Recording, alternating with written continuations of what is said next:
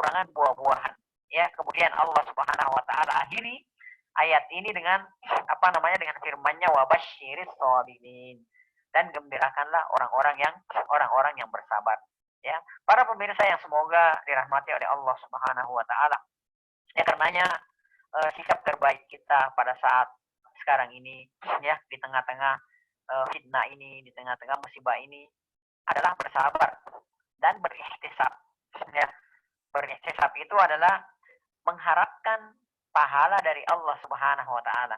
Jadi di samping kita bersabar menghadapi musibah ini, menghadapi fitnah ini, kita juga harus ihtisab. Artinya kita harus mengharapkan pahala dari Allah Subhanahu wa taala dengan berdiamnya kita di dalam rumah, dengan kita tidak keluar dari rumah, ya, dengan mendengarkan arahan dari pemimpin kita, ya, dari para ulama kita, ya, kita lakukan semua itu karena Allah Subhanahu wa taala. Jadi kita lakukan semua itu dalam rangka mengharapkan pahala dari Allah Subhanahu wa taala. Yang biasanya kita suka keluar, kita suka kuliner di luar, suka jalan-jalan dan seterusnya, dengan adanya musibah ini, ya, ada arahan dari para pemimpin kita dan kita ikuti itu dengan ihtisab, ya, mengharapkan pahala dari Allah Subhanahu wa taala. Kemudian seterusnya kita berbaik sangka kepada Allah Subhanahu wa taala, ya. Jadi yang ada di dalam hati kita ini adalah baik sangka kepada Allah Subhanahu wa taala. Jangan sekali-sekali berburuk sangka kepada Allah Subhanahu wa taala. Jadi kita berbaik sangka bahwa Allah Subhanahu wa taala menurunkan musibah ini, menurunkan fitnah ini adalah merupakan rahmat dari Allah Subhanahu wa taala bagi kita semua. Ya. Allah Subhanahu wa taala dengan kemaha hikmahannya, ya, mengetahui yang terbaik bagi hambanya, ya. Boleh jadi, ya, ini kita benci, ya, peristiwa ini, kejadian ini, musibah ini kita benci. Siapa di antara kita yang tidak benci kejadian-kejadian seperti ini? Kita pasti benci dengan kita pasti benci musibah yang terjadi pada saat sekarang ini, ya. Akan tetapi kita tidak tahu, ya, apa hikmah di balik, ya, musibah atau kejadian ini, ya. Dan yang tahu adalah Allah Subhanahu wa taala, ya. Kita hanya mengetahui yang zahirnya saja, ya, itu pun kadang-kadang yang zahir saja kita tidak tahu. Tapi Allah Subhanahu wa taala dengan kemaha hikmahnya Allah Subhanahu wa taala mengetahui, bahkan maha mengetahui apa yang tidak kita ketahui, ya. Coba lihat dalam surah Al-Baqarah ayat 216. Allah Subhanahu wa taala berfirman, "Wa asa an takrahu syai'a." Ya, kata Allah Subhanahu wa taala, boleh jadi kalian membenci sesuatu, ya, wa huwa khairul lakum, dan boleh jadi sesuatu yang kalian benci tersebut, ya, khairul lakum, adalah kebaikan bagi kalian, ya. Sebaliknya kata Allah Subhanahu wa taala, wa asa an tuhibbu syai'a, boleh jadi kalian menyukai, kalian mencintai sesuatu, ya, wa huwa syarrul lakum, akan tetapi kata Allah Subhanahu wa taala itu adalah kejelekan bagi kalian, ya. Siapa di antara kita yang tidak, siapa di antara kita yang tidak mencintai kedamaian, ketenangan, gitu kan, dan seterusnya, ya. Tapi boleh jadi kalau misalnya kita terus dalam kondisi yang seperti itu, ya boleh jadi ada keburukan di situ, ya. Ya, di antara mungkin hikmahnya Allah Subhanahu wa taala menurunkan musibah ini, ya, menurunkan fitnah ini di tengah-tengah kita, ya. Di antaranya adalah agar supaya, ya, kita kembali kepada Allah Subhanahu wa taala, betul-betul bersyukur kepada Allah Subhanahu wa taala dengan berbagai macam karunia yang sudah kita dapatkan selama ini, ya. Karunia keamanan, ya, karunia kemudahan dalam mencari rezeki dan lain sebagainya, ya. Boleh jadi ini di antara hikmah yang yang ada di balik musibah yang kita alami pada saat sekarang ini, ya. Para pemirsa yang semoga dirahmati oleh Allah Subhanahu wa taala. Ya, karenanya walaupun dalam kondisi yang berat ini kita harus tetap, ya, tetap harus berbahagia, ya. Kita harus tetap berbahagia, dan memang kita harus berbahagia walaupun dalam kondisi, ya, seperti sekarang ini. Makanya kan dalam salah satu tuntunan Rasulullah Shallallahu Alaihi Wasallam, ya, ketika kita berada dalam semua kondisi, ya, baik itu dalam kondisi kita senang, ya, dalam kondisi kita susah, dalam kondisi kita sehat, ya, dalam kondisi kita sakit, ya, tuntunannya adalah bahwa kita harus selalu mengucapkan puji dan syukur kehadirat Allah Subhanahu wa taala. Ya, ketika misalnya kita mendapatkan nikmat dari Allah Subhanahu wa taala, ya, mendapatkan nikmat dari Allah Subhanahu wa taala, maka kita bersyukur alhamdulillah. Dan ketika kita mendapatkan musibah, ya, kita juga harus bersyukur, mengucapkan tetap memuji Allah Subhanahu wa taala, ya. Ketika kita mengalami musibah, apa yang kita katakan? Alhamdulillah ala kulli halin. Ya, alhamdulillah ala kulli halin. Jadi intinya kita harus tetap ya berbahagia ya pada saat ini. Alasannya ada, ya. Paling tidak para pemirsa yang semoga dirahmati oleh Allah Subhanahu wa taala, kita paling tidak punya dua alasan, ya. Kenapa di kondisi yang sangat berat ini kita harus tetap berbahagia, ya. Yang pertama, berbahagialah kita, ya, sebagai seorang muslim menghadapi dan menyikapi pandemi ini dengan sabar dan mengharapkan pahala dari Allah Subhanahu wa taala, ya. Kenapa? Karena Allah Subhanahu wa taala akan mencatatkan bagi kita pahala seperti orang yang mati syahid. Masya Allah. Ya. Dan ini tidak akan kita, ganjaran ini, pahala seperti ini tidak akan kita dapatkan ya di saat kondisi kita lagi normal gitu loh. Ya, kita lagi sedang tidak menghadapi wabah, ya. Kita sedang tidak menghadapi kejadian-kejadian seperti sekarang ini, maka Allah Subhanahu wa taala ya tidak memberikan pahala atau ganjaran yang seperti ini. Ya, bayangkan dengan tinggal di rumah, berdiam diri di rumah, sabar, kemudian mengharapkan pahala dari Allah Subhanahu wa taala, ya. Walaupun misalnya kita tidak meninggal dunia karena wabah tersebut, maka Allah Subhanahu wa taala tetap akan mencatatkan pahala bagi kita seperti pahalanya orang yang mati syahid. Masya Allah. Ya, makanya kita harus berbahagia sebenarnya. Jadi kita harus jalani ini dengan enjoy, ya. Tapi itu tadi, kita harus menghadapi ini dengan sabar, kemudian kita jalani ini dengan ihtisab, ya, mengharapkan pahala dari Allah Subhanahu wa taala. Jadi bukan menjalani sambil ngedumel gitu loh, ya, sambil tendang pintu atau banting piring gitu dan semacamnya, enggak. Tapi kita harus hadapi dengan sabar dan mengharapkan pahala dari Allah Subhanahu wa taala. Ya, sebagaimana ya hadis riwayat Imam Al-Bukhari rahimahullah taala, ya, an Aisyah radhiyallahu taala anha, ya, dari ibunda kita Aisyah radhiyallahu taala annaha sa'alat Rasulullah sallallahu alaihi wasallam, ya, bahwasanya beliau radhiyallahu taala anha bertanya kepada Rasulullah sallallahu alaihi wasallam, ya, anit taun, ya, tentang taun, ya, tentang wabah, ya. Jadi wabah itu bukan hanya terjadi di zaman kita sekarang ini saja, ya. Di zaman Rasulullah Shallallahu Alaihi Wasallam, di zaman para sahabat itu sudah biasa terjadi wabah atau taun, ya, wabah seperti ini, ya, sudah biasa terjadi. Ya. Nah, fa'akhbaraha, maka Rasulullah Shallallahu Alaihi Wasallam memberikan kabar atau memberitahukan kepada Aisyah radhiyallahu taala anha, annahu kana azaban, ya. Perhatikan di sini. Kata Rasulullah SAW, annahu kana azaban, bahwa taun tersebut, wabah tersebut adalah merupakan azab. Ya ba'athuhullahu ta'ala ala man yasha. Ya, yang mana ya Allah Subhanahu wa taala menurunkan wabah tersebut, ya, sebagai azab ala man yasha, terhadap siapa yang dikehendaki oleh Allah Subhanahu wa taala. Ya. Kata Rasulullah SAW, faja'alahu Allah Ta'ala rahmatan lil mu'minin. Ya, kata Allah Subhanahu Wa Ta'ala, akan tetapi Allah Subhanahu Wa Ta'ala ya menjadikan ya taun atau wabah tersebut sebagai rahmat bagi orang-orang yang beriman. Ya, nah makanya kita harus berbaik sangka kepada Allah Subhanahu Wa Ta'ala. Ya, ini adalah rahmat bagi kita. Ya, coba antum, ya, para pemirsa, bayangkan, ya. Kita dengan orang-orang kafir hidup di satu negeri yang sama, ya, di tanah yang sama, ya, kita merasakan wabah yang sama, ya, dan orang-orang kafir, ya, ketika merasakan wabah ini, maka itu adalah azab bagi mereka, ya, azab bagi mereka.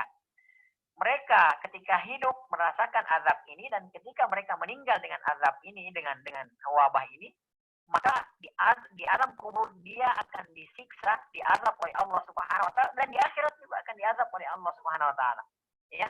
Adapun kita sebagai orang-orang yang beriman, ya, maka ini adalah rahmat, ya, yang diturunkan oleh Allah Subhanahu wa taala. Ketika ini kita rasakan, wabah ini kita rasakan, kita mengalami wabah ini, kita mengalami musibah dan fitnah ini, kita alami dengan sabar, mengharapkan pahala dari Allah Subhanahu wa taala. Maka yang terjadi adalah, ya, ini adalah rahmat bagi kita, ya. Boleh jadi selama ini kita banyak berdosa, ya, banyak melakukan kemaksiatan, banyak hilaf, ya, banyak melanggar aturan-aturan syariat-syariat Allah Subhanahu wa taala. Boleh jadi dengan Allah Subhanahu wa taala menurunkan azab ini, maka boleh jadi itu adalah penghapus dosa kita. Ya, kemudian boleh jadi dengan dengan wabah ini Allah Subhanahu wa taala akan mengangkat derajat kita, ya. Makanya Allah jadikan ini rahmat sebagai orang-orang yang beriman, ya. Jadi boleh jadi di suatu negeri yang mana di negeri tersebut, ya, ada wabah atau virus seperti yang kita alami pada saat sekarang ini, boleh jadi di situ ada orang kafir, di negeri tersebut ada orang kafir, di negeri tersebut ada muslim, ya, ada kaum mukminin, ya. Ini merupakan azab bagi orang-orang kafir, ya, dan ini bagi orang-orang yang beriman ini adalah merupakan rahmat, ya, rahmat dari Allah Subhanahu wa taala. Kata Rasulullah SAW, "Walaisa min 'abdin," ya, "Walaisa min 'abdin yaqa'u fit ta'un," ya, maka tidak ada seorang pun dari seorang hamba, ya, yang mana dia terjebak, ya, atau dia merasakan, mengalami fitnah tersebut di tengah-tengah suatu negeri, ya. Kemudian fayamkutu fi baladihi sabiran muhtasiba. Kemudian dia tinggal di negeri yang terkena wabah tersebut, ya. Kemudian dia sabiran, dalam keadaan sabar, ya, tidak ngedumel, tidak menyesali keadaan, ya, tidak menyalahkan orang lain, ya, karena banyak juga di antara kita, subhanallah, ya, sudah kita kena musibah seperti ini, ya, kerjaan bukannya kita mengintrospeksi diri gitu kan, bukannya kita koreksi diri, akan tetapi kita malah semakin yang selama ini mungkin sekali seminggu kita mencela pemimpin kita, dengan adanya kejadian ini setiap saat kita mencela pemimpin kita, ya. Padahal sebenarnya nggak ngaruh kan, ya. Apakah dengan mencela pemimpin kita, ya, besoknya virus ini akan hilang? Kan enggak, ya. Yang ada virus akan tetap ada, dan Allah Subhanahu wa taala akan menghinakan kita. Ya, karena jelas, ya, seseorang yang menghinakan pemimpin kaum muslimin itu pasti akan dihinakan oleh Allah Subhanahu wa taala, ya. Jadi sabiran, kita sabar, ya. Muhtasiban, mengharapkan pahala dari Allah Subhanahu wa taala. Kita berdiam diri di dalam rumah, kita tinggal di dalam rumah, menetap di dalam rumah, mengikuti arahan pemimpin kita, tidak menyebarkan hoaks, tidak menyebarkan ketakutan di tengah-tengah kaum muslimin. Yang ada kita harus menghibur kaum muslimin. Kalau kita mampu, kita bantu kaum muslimin misalnya, ya. Maka kata Rasulullah SAW, ya, alamu annahu la yusibuhu, ya, dia meyakini, ya, la yusibuhu illa ma kataballahu lahu. Dia meyakini bahwa la yusibuhu, bahwa tidak ada yang bisa, la yusibuhu, bahwa tidak wabah ini tidak akan menimpa dia illa ma kataballahu lahu, kecuali jika yang sudah ditetapkan oleh Allah Subhanahu wa taala baginya, illa kana lahu mithlu ajri syahid, ya. Poinnya di sini, ya. Kata Rasulullah SAW, dia meyakini, ya, dia meyakini bahwa tidak ada yang bisa menimpa dia. Jadi di samping dia sabar, dia mengharapkan pahala dari Allah Subhanahu wa taala, ya, dia juga meyakini bahwa tidak ada yang bisa menimpa dia kecuali yang sudah ditetapkan oleh Allah Subhanahu wa taala. Ya, dia berusaha, ya. Dia melakukan ikhtiar yang kita kenal dengan ikhtiar, ya, al-akhdhu bil asbab, ya. Jadi ikhtiar kalau bahasa kita, ya. Dia berusaha menjaga diri, ya, dia mencuci tangan dengan sabun gitu kan, seperti itu, ya. Kemudian dia lakukan, dia pakai masker dan lain sebagainya gitu kan, seperti itu. Jadi dia memaksimalkan al-akhdhu bil asbab, atau memaksimalkan ikhtiarnya, ya. Setelah itu dia meyakini bahwa tidak ada yang bisa menimpa kita kecuali yang telah ditetapkan oleh Allah Subhanahu wa taala. Kata Rasulullah SAW, illa kana lahu mithlu ajri syahid, ya. maka baginya kata Rasulullah SAW adalah pahala seperti orang yang mati syahid. Masya Allah. Ya, kapan lagi coba? Ya, kita bisa mendapatkan peluang emas yang seperti ini. Ya, kapan lagi kita bisa mendapatkan momen-momen yang seperti ini? Nah, makanya ya, kondisi yang seperti ini kita hadapi dengan sabar, ya. Kita hadapi dengan beristisab, mengharapkan pahala dari Allah Subhanahu wa taala, ya. Dan Allah Subhanahu wa taala yakinlah bahwa tidak ada yang bisa menimpa kita apapun itu, ya. Apapun itu tidak akan ada yang bisa menimpa kita, ya, kecuali yang sudah ditetapkan oleh Allah Subhanahu wa taala, ya. Qul la yusibana illa ma kataballahu lana huwa maulana. Ya, kata Allah Subhanahu wa taala, katakan wahai Muhammad, ya, la yusibana, tidak akan ada yang bisa menimpa kita illa ma kataballahu lana, kecuali yang telah ditetapkan oleh Allah Subhanahu wa taala kepada kita. Huwa maulana. Allah Subhanahu wa taala adalah pelindung kita. Wa 'alallahi falyatawakkalul mu'minun, dan kepada Allah lah orang-orang mukmin bertawakal, ya. Jadi ini alasan pertama para pemirsa yang semoga dirahmati oleh Allah Subhanahu wa taala. Ini alasan yang pertama kita sampai pada detik ini harus terus berbahagia. Yaitu tadi, ya, karena dengan adanya wabah ini, ya, kita sabar, ya, kita mengharapkan pahala dari Allah Subhanahu wa taala. Kita tinggal di dalam rumah, gitu kan, seperti itu, tidak keluar kecuali dalam kondisi darurat, gitu kan, seperti itu. Kita sabar menghadapi ini, mengharapkan pahala dari Allah Subhanahu wa taala, ya. Dan walaupun kita tidak meninggal tidak meninggal karena wabah ini, maka Allah Subhanahu wa taala tetap akan mencatatkan pahala syahid bagi kita. Ini yang pertama, ya. Oleh karenanya, ya, ketika kita berdiam diri di rumah, ya, kemudian mengikuti arahan para pemimpin kita dengan sabar dan ihtisab, ya, mengharapkan pahala dari Allah Subhanahu wa taala, ya, maka mendapatkan pahala seperti orang yang mati syahid saja itu sudah mencukupi. Ya, jadi Masya Allah, ya. Jadi itu sudah pahala yang sangat luar biasa, pahala yang sangat dahsyat, ya. Antum tahu kan bagaimana beratnya, ya, berjuang di jalan Allah Subhanahu wa taala, keluar berperang menghadapi orang-orang kafir, ya. Akan tetapi dalam kondisi yang seperti ini, ya, cukup kita berdiam diri di dalam rumah, ya, kita mengikuti arahan-arahan para pemimpin kita, ya, para ulama kita, gitu kan, kita sabar, ihtisab, mengharapkan pahala dari Allah Subhanahu wa taala, maka kita akan mendapatkan pahala ini. Dan ini sudah Masya Allah, ya, ini sudah cukup bagi kita, ya. Apalagi, ya, jika ditambah dengan amalan-amalan yang nanti akan kita sebutkan biiznillah, ya. Karena tema kita, pembahasan kita pada sore hari ini adalah melakukan amalan-amalan yang pada zahirnya, ya, kelihatannya ringan, enteng, gitu kan. Akan tetapi pahalanya sangat luar biasa sekali. Pahalanya dahsyat, ya. Dan cukup kita lakukan dari dalam rumah kita. Ketika kita berdiam di dalam rumah kita, ya. Baik.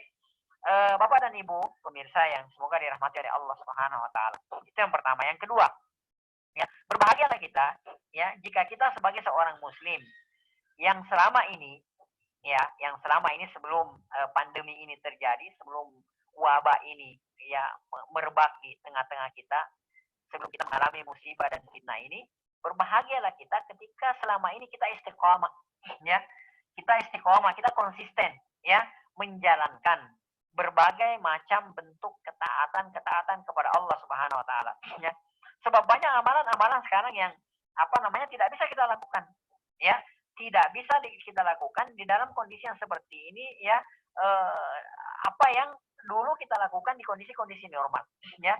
Nah, ini yang menjadi kebahagiaan kita adalah bahwa, ya, ketika kita selama ini di kondisi normal, kita istiqomah, kita konsisten, ya, melakukan amalan-amalan soleh, maka dalam kondisi yang seperti ini, ketika amalan-amalan tersebut tidak bisa kita laksanakan, ya, seperti sholat berjamaah misalnya, ya, sholat Jumat, ya, kita sekarang kan tidak bisa sholat berjamaah, tidak bisa keluar ke musola, ke masjid, gitu kan, seperti itu, ya. Kemudian kita bahkan kalau saya pribadi sudah tiga kali tidak Jumatan, gitu kan, ya.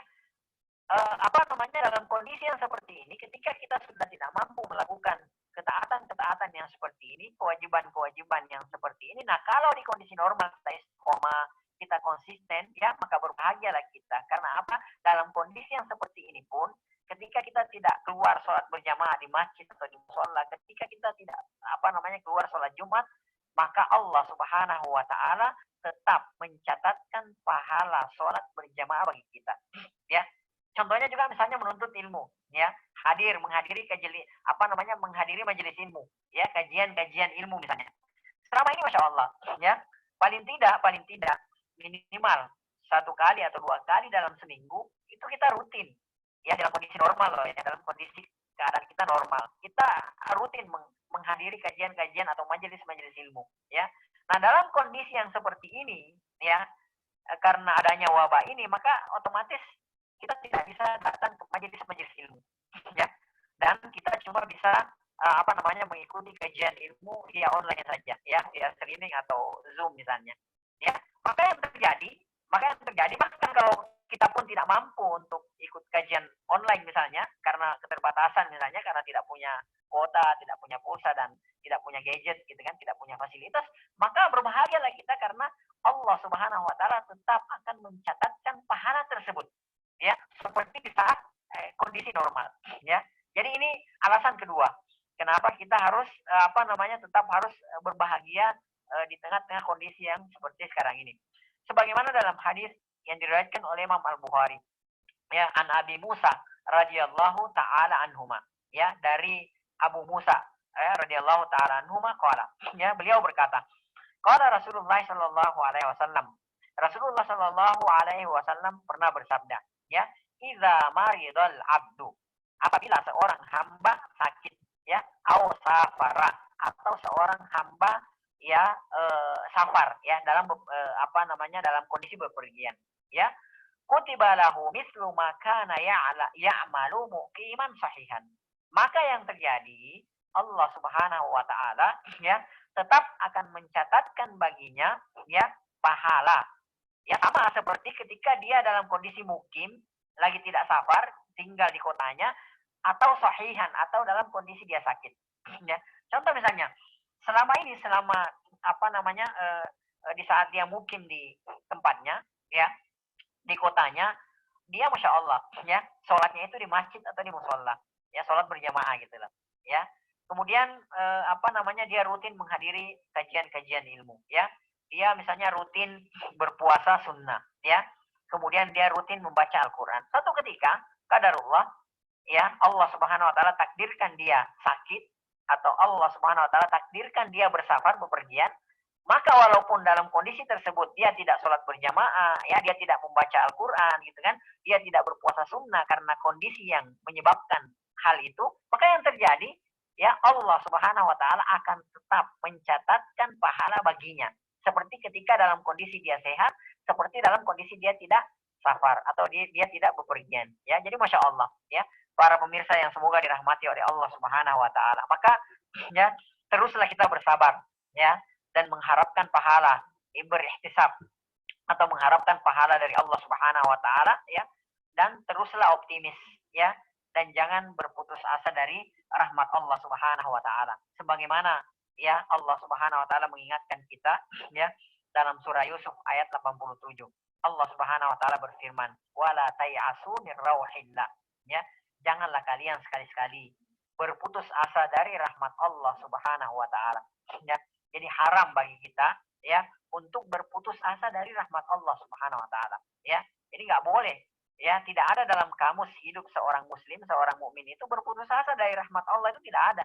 Ya, karena kata Allah Subhanahu wa taala, "Innahu la yai'asu min rauhillah." Sesungguhnya kata Allah Subhanahu wa taala, ya, bahwa orang yang berputus asa dari rahmat Allah Subhanahu wa taala itu tidaklah berputus asa dari rahmat Allah Subhanahu wa taala illal qaumul kafirun, kecuali orang-orang yang kafir, ya. Jadi tidak ada rumusnya dalam hidup seorang muslim, dalam hidup seorang mukmin itu berputus asa, ya. Ini adalah rumusnya orang-orang kafir. Kata Allah Subhanahu wa taala, coba dalam kondisi sekarang ini, ya, ketika kita kan punya Allah, ya, dalam kondisi yang seperti sekarang ini, ya, ketika kita ditimpa ujian yang maha berat ini, maka kita kembalikan kepada Allah Subhanahu wa taala, ada Allah kok, kita punya Allah kok, ya. Kalaupun ini kita harus alami, ini berat bagi kita, tapi insya Allah ini rahmat bagi kita. Ada kebaikan di dalam musibah dan ujian yang kita hadapi pada saat sekarang ini. Beda dengan orang kafir. Mereka sudah namanya nggak bisa berkata-kata lagi gitu loh. Mereka mau kembali kepada siapa? Ya, mereka selama ini mungkin mengandalkan jabatannya, mengandalkan hartanya, gitu kan, mengandalkan apa dan segala macamnya, tapi ternyata itu semua tidak bisa menyelamatkan dia. Akhirnya apa yang terjadi? Dia berputus asa dari rahmat Allah Subhanahu Wa Taala. Itu sifatnya orang-orang kafir. Kalau orang-orang beriman tidak ada ya. Apapun yang dihadapi oleh seorang muslim, seorang yang beriman, maka dia tidak boleh berputus asa dari rahmat Allah Subhanahu wa taala. Yakinlah bahwa rahmat Allah Subhanahu wa taala ya maha luas ya. Itulah sebabnya kenapa kita tidak boleh berputus asa. Kita harus tetap optimis dalam kondisi apapun itu ya. Sesungguhnya ya kita bisa mendulang pahala ya, mendulang pahala yang sangat besar di saat kita berdiam diri dalam rumah ya, dengan amalan-amalan yang yang tampak atau zahirnya sangat sederhana ya. Nah, dalam kondisi yang seperti ini banyak di antara kita ya kaum muslimin yang bingung karena ketidaktahuan kita ya. Ini di rumah kita ngapain gitu loh ya. Garing banget gitu tinggal di rumah ya. Yang selama ini mungkin makanya banyak di antara kita yang kadang-kadang ngeyel gitu loh, ngotot ya, tetap melaksanakan sholat berjamaah. Padahal sudah ada himbauan dari orang yang lebih paham gitu loh tentang virus ini ya, bahwa ketika terjadi kerumunan orang ini makin membuat virus ini semakin menyebar ya. Makanya keluarlah himbauan dari para pemimpin kita untuk sementara waktu ya, jangan berkumpul-kumpul. Termasuk diantaranya adalah melaksanakan sholat berjamaah misalnya. Banyak diantara kita ngeyel, ngotot gitu loh, semacamnya. Waduh, kalau kita nggak sholat berjamaah, kita nggak mendapatkan pahala 25 derajat atau 27 derajat dong. Kan banyak yang seperti itu. Ya karena itu tadi, karena kita tidak belajar, kita tidak mengetahui ya akan permasalahan ini. Padahal sebenarnya kalau kita tahu ya, kita mempelajari sunnah-sunnah Rasulullah Sallallahu Alaihi Wasallam, maka kita akan mengetahui bahwa sebenarnya dengan berdiam diri ya, menetap di dalam rumah kita, banyak amalan-amalan yang pada akhirnya kita lihat amalan itu ringan, enteng gitu loh. Jadi kalau orang lihat dipandang enteng, dipandang remeh, akan tetapi ternyata pahalanya sangat dahsyat gitu loh. Pahalanya sangat besar, fantastis gitu loh. Ya, di sisi Allah Subhanahu wa taala. Nah, ini yang akan kita pelajari. Jadi kita bisa kita bisa bersikap gitu loh. Ketika kita berdiam diri dalam rumah, menetap dalam rumah. Jadi jangan bete gitu ya, jangan garing. Banyak di antara kita seperti itu. Akhirnya besok kayak udah mau kiamat gitu loh. Ya, apalagi banyak juga ya saudara-saudara kita yang sering menakut-nakuti ya.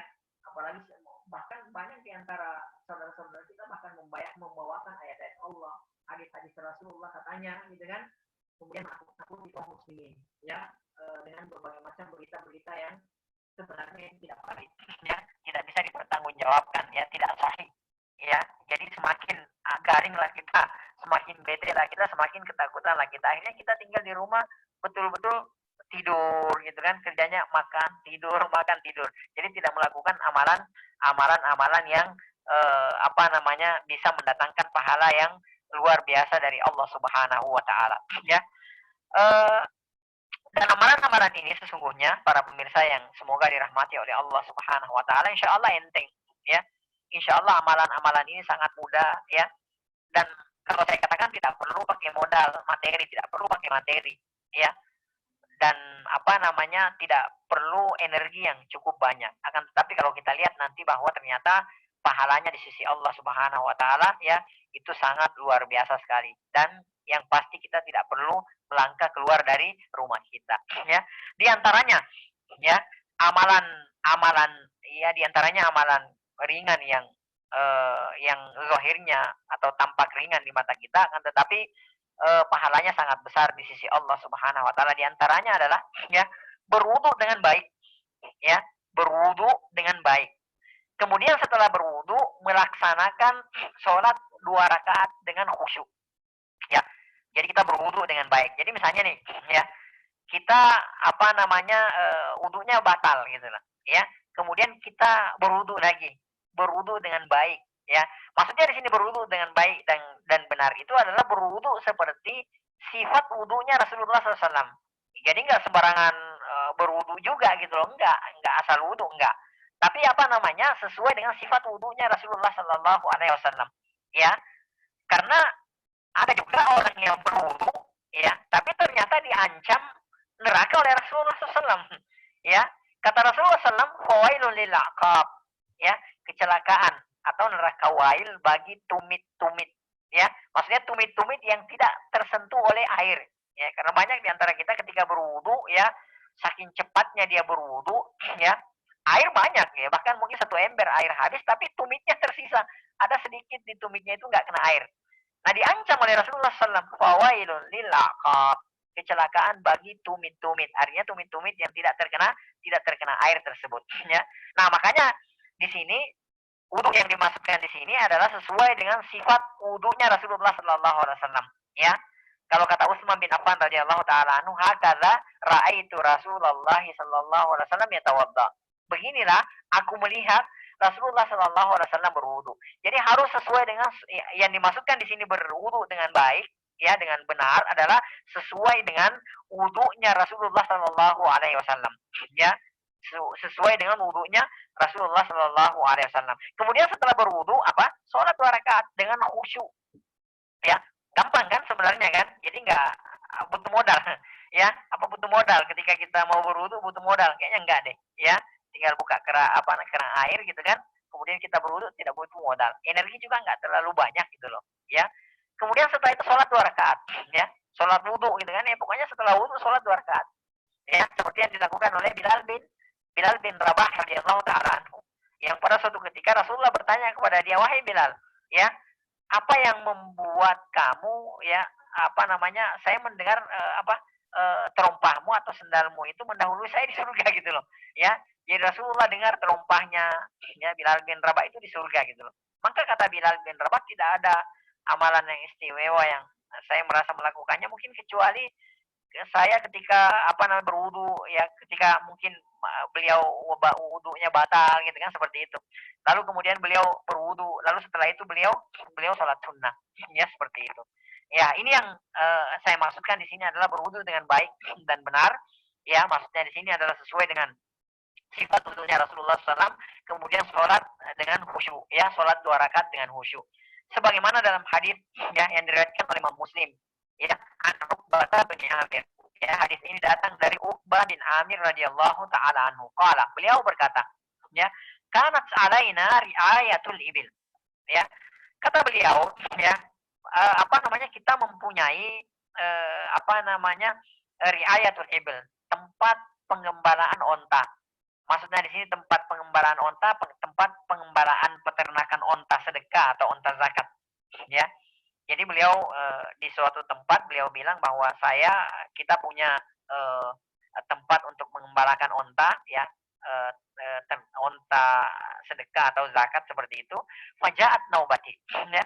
Kata beliau, maka tibalah giliranku. Jadi mereka tuh bergantian, yang jaga, yang kasih makan, ya kan, yang keluarin, yang masukin lagi ke kandangnya seperti itu, yang mengawasi gitu kan.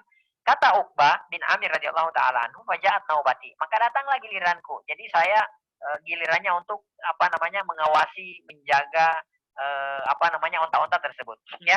Farawahtuha di Ashin, maka saya pun membawa onta-onta tersebut, ya, pulang ke kandangnya untuk beristirahat, ya. Fa'adraktu Rasulullah sallallahu alaihi wasallam qa'iman yuhadditsun nas. Maka ketika beliau membawa pulang onta-onta tersebut mau dimasukkan ke tempatnya gitu kan, ke tempat peternakannya tersebut, maka beliau katakan, Uqbah radhiyallahu ta'ala anhu mengatakan, saya menemukan mendapati Rasulullah sallallahu alaihi wasallam qa'iman, lagi dalam kondisi Rasulullah SAW berdiri, yuhadditsun nas. Beliau pada saat itu berkhutbah, ya, berbicara dengan para sahabat-sahabat lainnya radhiyallahu taala anhu majma'in pada saat itu. Ya, kemudian beliau katakan, Uqbah radhiyallahu taala anhu katakan, fa adraktu min qaulihi, ya, maka saya sempat, ya, mendengarkan sabda Rasulullah sallallahu alaihi wasallam, ya. Jadi biasa ya. Jadi mungkin Rasulullah sebelumnya itu sudah khutbah, sudah ceramah, ya, sudah berbicara di hadapan para sahabat. Jadi beliau datang itu terlambat. Jadi mungkin Rasulullah sudah banyak mengucapkan sabda-sabdanya. Ya, sementara beliau datang dan beliau sempat menemukan, beliau bersabda, ya, ma min muslim. Ini yang beliau temukan, ya. Ini yang beliau dengarkan dari Rasulullah sallallahu alaihi wasallam. Yang beliau sempat dengarkan. Kata beliau, ma min muslim, Ya, kata Rasulullah SAW, mamin muslimin yatawaddau, tidaklah seorang muslim yatawaddau, muslim mana saja, ya, muslim mana saja. Di sini Rasulullah mempergunakan kata nakirah, ya, yang menunjukkan keumuman, ya, atau tidak definitif. Kalau dalam bahasa Arab disebut sebagai nakirah. Beliau katakan di sini, mamin muslimin, tidaklah seorang muslim, muslim mana saja, ya, yang penting intinya dia seorang muslim, ya, mamin muslimin yatawaddau, ya, berwudu, ya. Kemudian Rasulullah SAW katakan fayuhsinu wudu'ahu, dia memperbaiki wudunya, ya.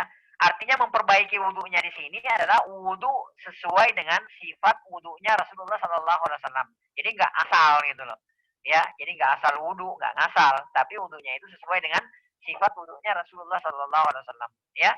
Kata Rasulullah SAW, ya, tidaklah seorang muslim berwudu kemudian dia memperbaiki wudunya, summa yaqumu fayusalli rak'atain. Kemudian setelah dia berwudu, ya, dia sholat 2 rakaat.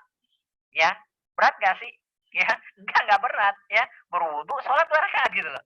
Ya, nggak perlu keluar rumah, nggak perlu pakai modal, ya. Energi nggak banyak kok, gitu kan.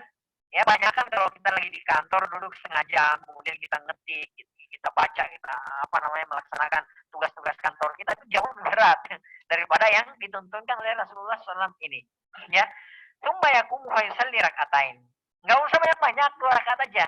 Ya, fa yusalli rak'atain. Kemudian dia sholat 2 rakaat. Ya, mukbilun alaihima biqalbihi wa wajhihi. Kemudian di saat dia sholat, ya, dia itu sholatnya khusyuk gitu loh. Ya, khusyuk, kemudian dia tundukkan hatinya dan mukanya, wajahnya. Ya, jadi dia khusyuk, dia 2 rakaat tersebut dia khusyuk, kemudian dia tundukkan wajahnya, ya, dia tundukkan hatinya, ya, semata-mata kepada Allah Subhanahu wa taala. Jadi khusyuk, ya.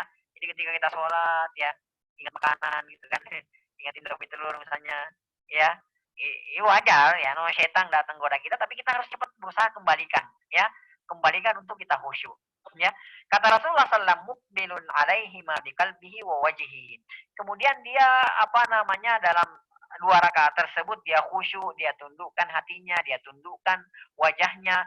Kata Rasulullah SAW, ini yang luar biasa, ya. Ingat ya, cuma berwudu dengan wudu yang baik, sesuai dengan sifat wudu, sesuai dengan cara wudunya Rasulullah Sallallahu Alaihi Wasallam. Bagaimana cara wudunya Rasulullah? Belajar, ya, belajar berwudu sesuai dengan sifat wudunya Rasulullah SAW. Banyak di antara kita ini muluk-muluk, ya, apa namanya pengennya jihad, pengennya perang, ya. Tapi ketika ditanya tentang sifat wudunya Rasulullah SAW, dia nggak tahu, ya, gimana ceritanya, ya. Nah, padahal sebenarnya kata Rasulullah, ya, kata Rasulullah, banyak kan orang, mohon maaf ya, banyak orang sekarang, ya, yang pikir hanya dengan apa namanya dengan berperang dia bisa masuk ke surga bertemu dengan bidadari, ya. Akhirnya yang terjadi dia ngebom sana ngebom sini, ya, nggak peduli siapapun dibom sama dia, ya. Intinya apa namanya dia sudah dijanjikan mungkin sama kiainya, sama ustadznya, sama gurunya, ya, siapapun itu gitu kan, bahwa ketika kita berjihad, ya, ngebom orang-orang kafir gitu kan, seperti itu kan, ya, yang terjadi bidadari sudah menanti kita, ya, lebih dari 70 bidadari sudah menanti kita. Itu yang banyak, itu yang apa namanya ada yang terjadi di kalangan kita kaum muslimin. Kata Rasulullah, kalau kita lakukan ini, ya, amalan yang ringan dan enteng ini, ya, amalan dan ringan. Kalau saya bilang, ya, insya Allah ini enteng dan ringan, gitu kan, tidak butuh modal dari kita. Kata Rasulullah, illa wajabat lahul jannah, ya, wajib bagi dia masuk surga. Ya, ini jaminan dari Rasulullah Sallallahu Alaihi Wasallam. Dengan azan, ya, dengan berwudu, ya, dengan berwudu dengan baik, ya, dengan berwudu dengan baik, ya, apa namanya, kemudian sholat 2 rakaat dengan khusyuk, menunjukkan muka, apa wajah dan hatinya, maka dia pasti masuk surga. Wallahu taala alam bisawab. Kita break dulu, dengarkan azan, setelah itu kita lanjutkan. Subhanakallahumma bihamdik, asyhadu an la ilaha illa anta, astaghfiruka wa atubu ilaik.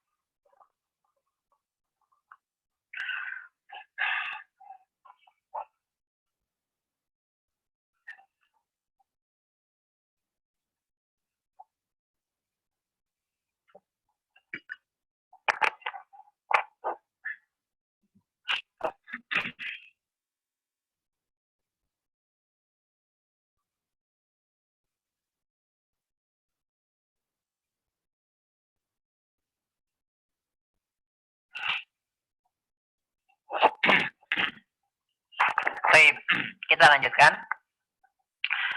Uh, Kata Rasulullah SAW, ketika kita apa namanya berwudu dengan baik dan benar, berwudu sesuai dengan sifat wudunya Rasulullah SAW, lalu kemudian kita melaksanakan sholat 2 rakaat, ya, sholat 2 rakaat, ya, maka kata Rasulullah, illa wajabat lahul jannah, ya, dengan khusyuk, ya, dengan khusyuk, kemudian menundukkan hati dan wajah kita di hadapan Allah Subhanahu wa taala, ya, illa wajabat lahul jannah, maka wajib baginya surga, ya.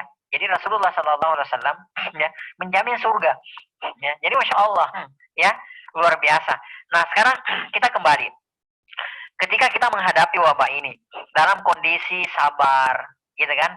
Kita tinggal bersabar di tengah daerah yang terkena wabah ini, kemudian kita sabar, kemudian kita ihtisab, ya, mengharapkan pahala dari Allah Subhanahu wa taala, kemudian ditambah lagi dengan amalan-amalan yang seperti ini, ya. Ditambah lagi dengan amalan-amalan seperti ini, yaitu saja tadi kalau kita menghadapi dengan sabar, dengan ihtisab, mengharapkan pahala dari Allah Subhanahu wa taala, itu saja itu dicatatkan pahala syahid, orang yang meninggal dalam kondisi syahid, ya, ditambah lagi dengan amalan-amalan yang seperti ini. Jadi Masya Allah, ya, jadi Masya Allah. Nah, qala, maka Uqbah, ya, bin Amir radhiyallahu taala anhu, ya, ketika mendengarkan hadis ini, beliau katakan, ma ajwada hadhi, ya, kalau bahasa bebasnya, Masya Allah, mantul benar gitu loh, ya, kalau bahasa bebasnya, ya, ma ajwada hadhi, wah, alangkah bagusnya gitu loh. Ya gimana coba berwudu, ya, dengan baik, kemudian sholat dengan khusyuk, sholat 2 rakaat dengan khusyuk, gitu kan? Ya, para sahabat ya, mereka kalau sholat ya khusyuk, Masya Allah, ya, gak kayak kita gitu kan.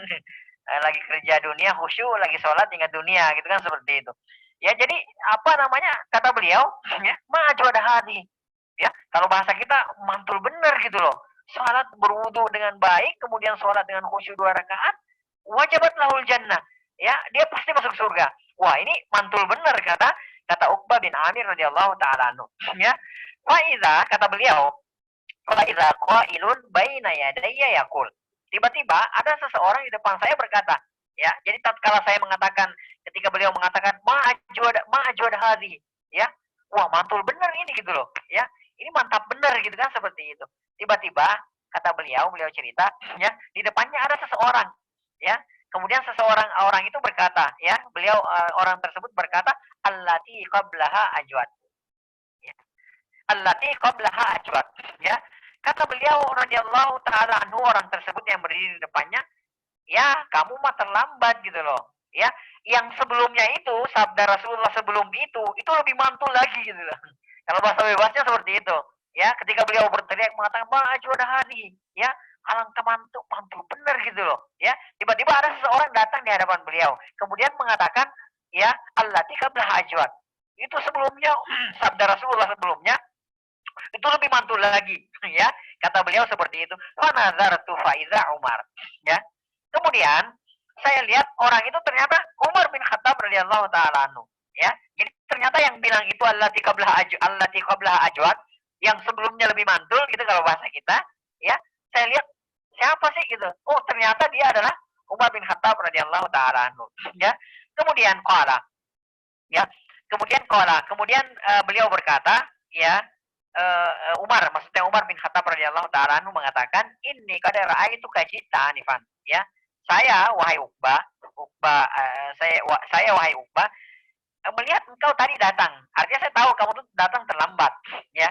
Biasanya kalau orang datang terlambat kan ya itulah dapatnya yang belakangan-belakangan aja. Jadi banyak faedah ilmu yang terlewatkan gitu. Ya.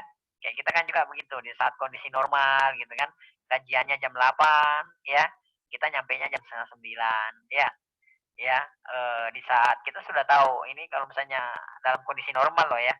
Setelah azan 10 menit setelah azan komat ya, kita berwudu gitu kan seperti itu. Jadi dapatnya itu belakangan-belakangan. Tapi Uqbah beda radhiyallahu taala anhu. Ya beliau memang bukan sengaja, ya memang dapatnya seperti itu gitu loh. Bukan kayak kita yang suka ulur-ulur waktu gitu loh. Ya. Kemudian apa namanya Umar bin Khattab radhiyallahu taala anhu mengatakan ini kadara itu kajita anifan. Ya tadi saya lihat kok kamu datang terlambat. Ya. Kemudian koala. Maka Umar radhiyallahu taala anhu membacakan hadis Rasulullah SAW yang beliau katakan Allah qabla ajwad yang sebelumnya itu lebih mantul. Maka Umar bin Khattab radhiyallahu taala menyampaikan sabda Rasulullah sallallahu alaihi wasallam ini kepada siapa? Kepada Uqbah bin Amir radhiyallahu taala. Ya.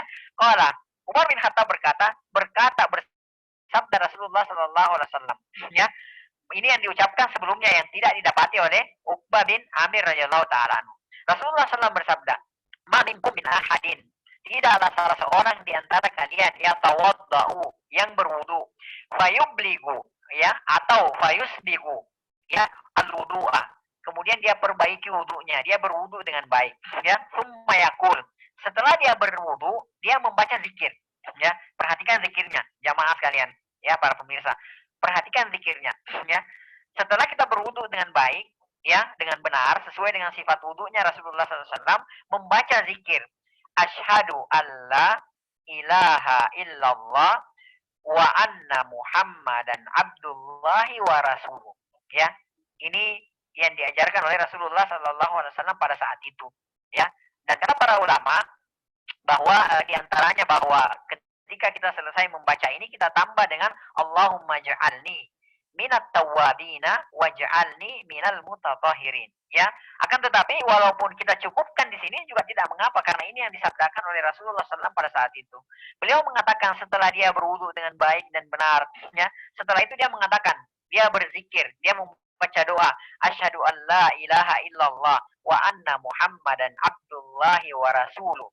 Itu dibaca, ya, kata Rasulullah SAW, illa futihat lahu abwabal jannah as-samaniyah.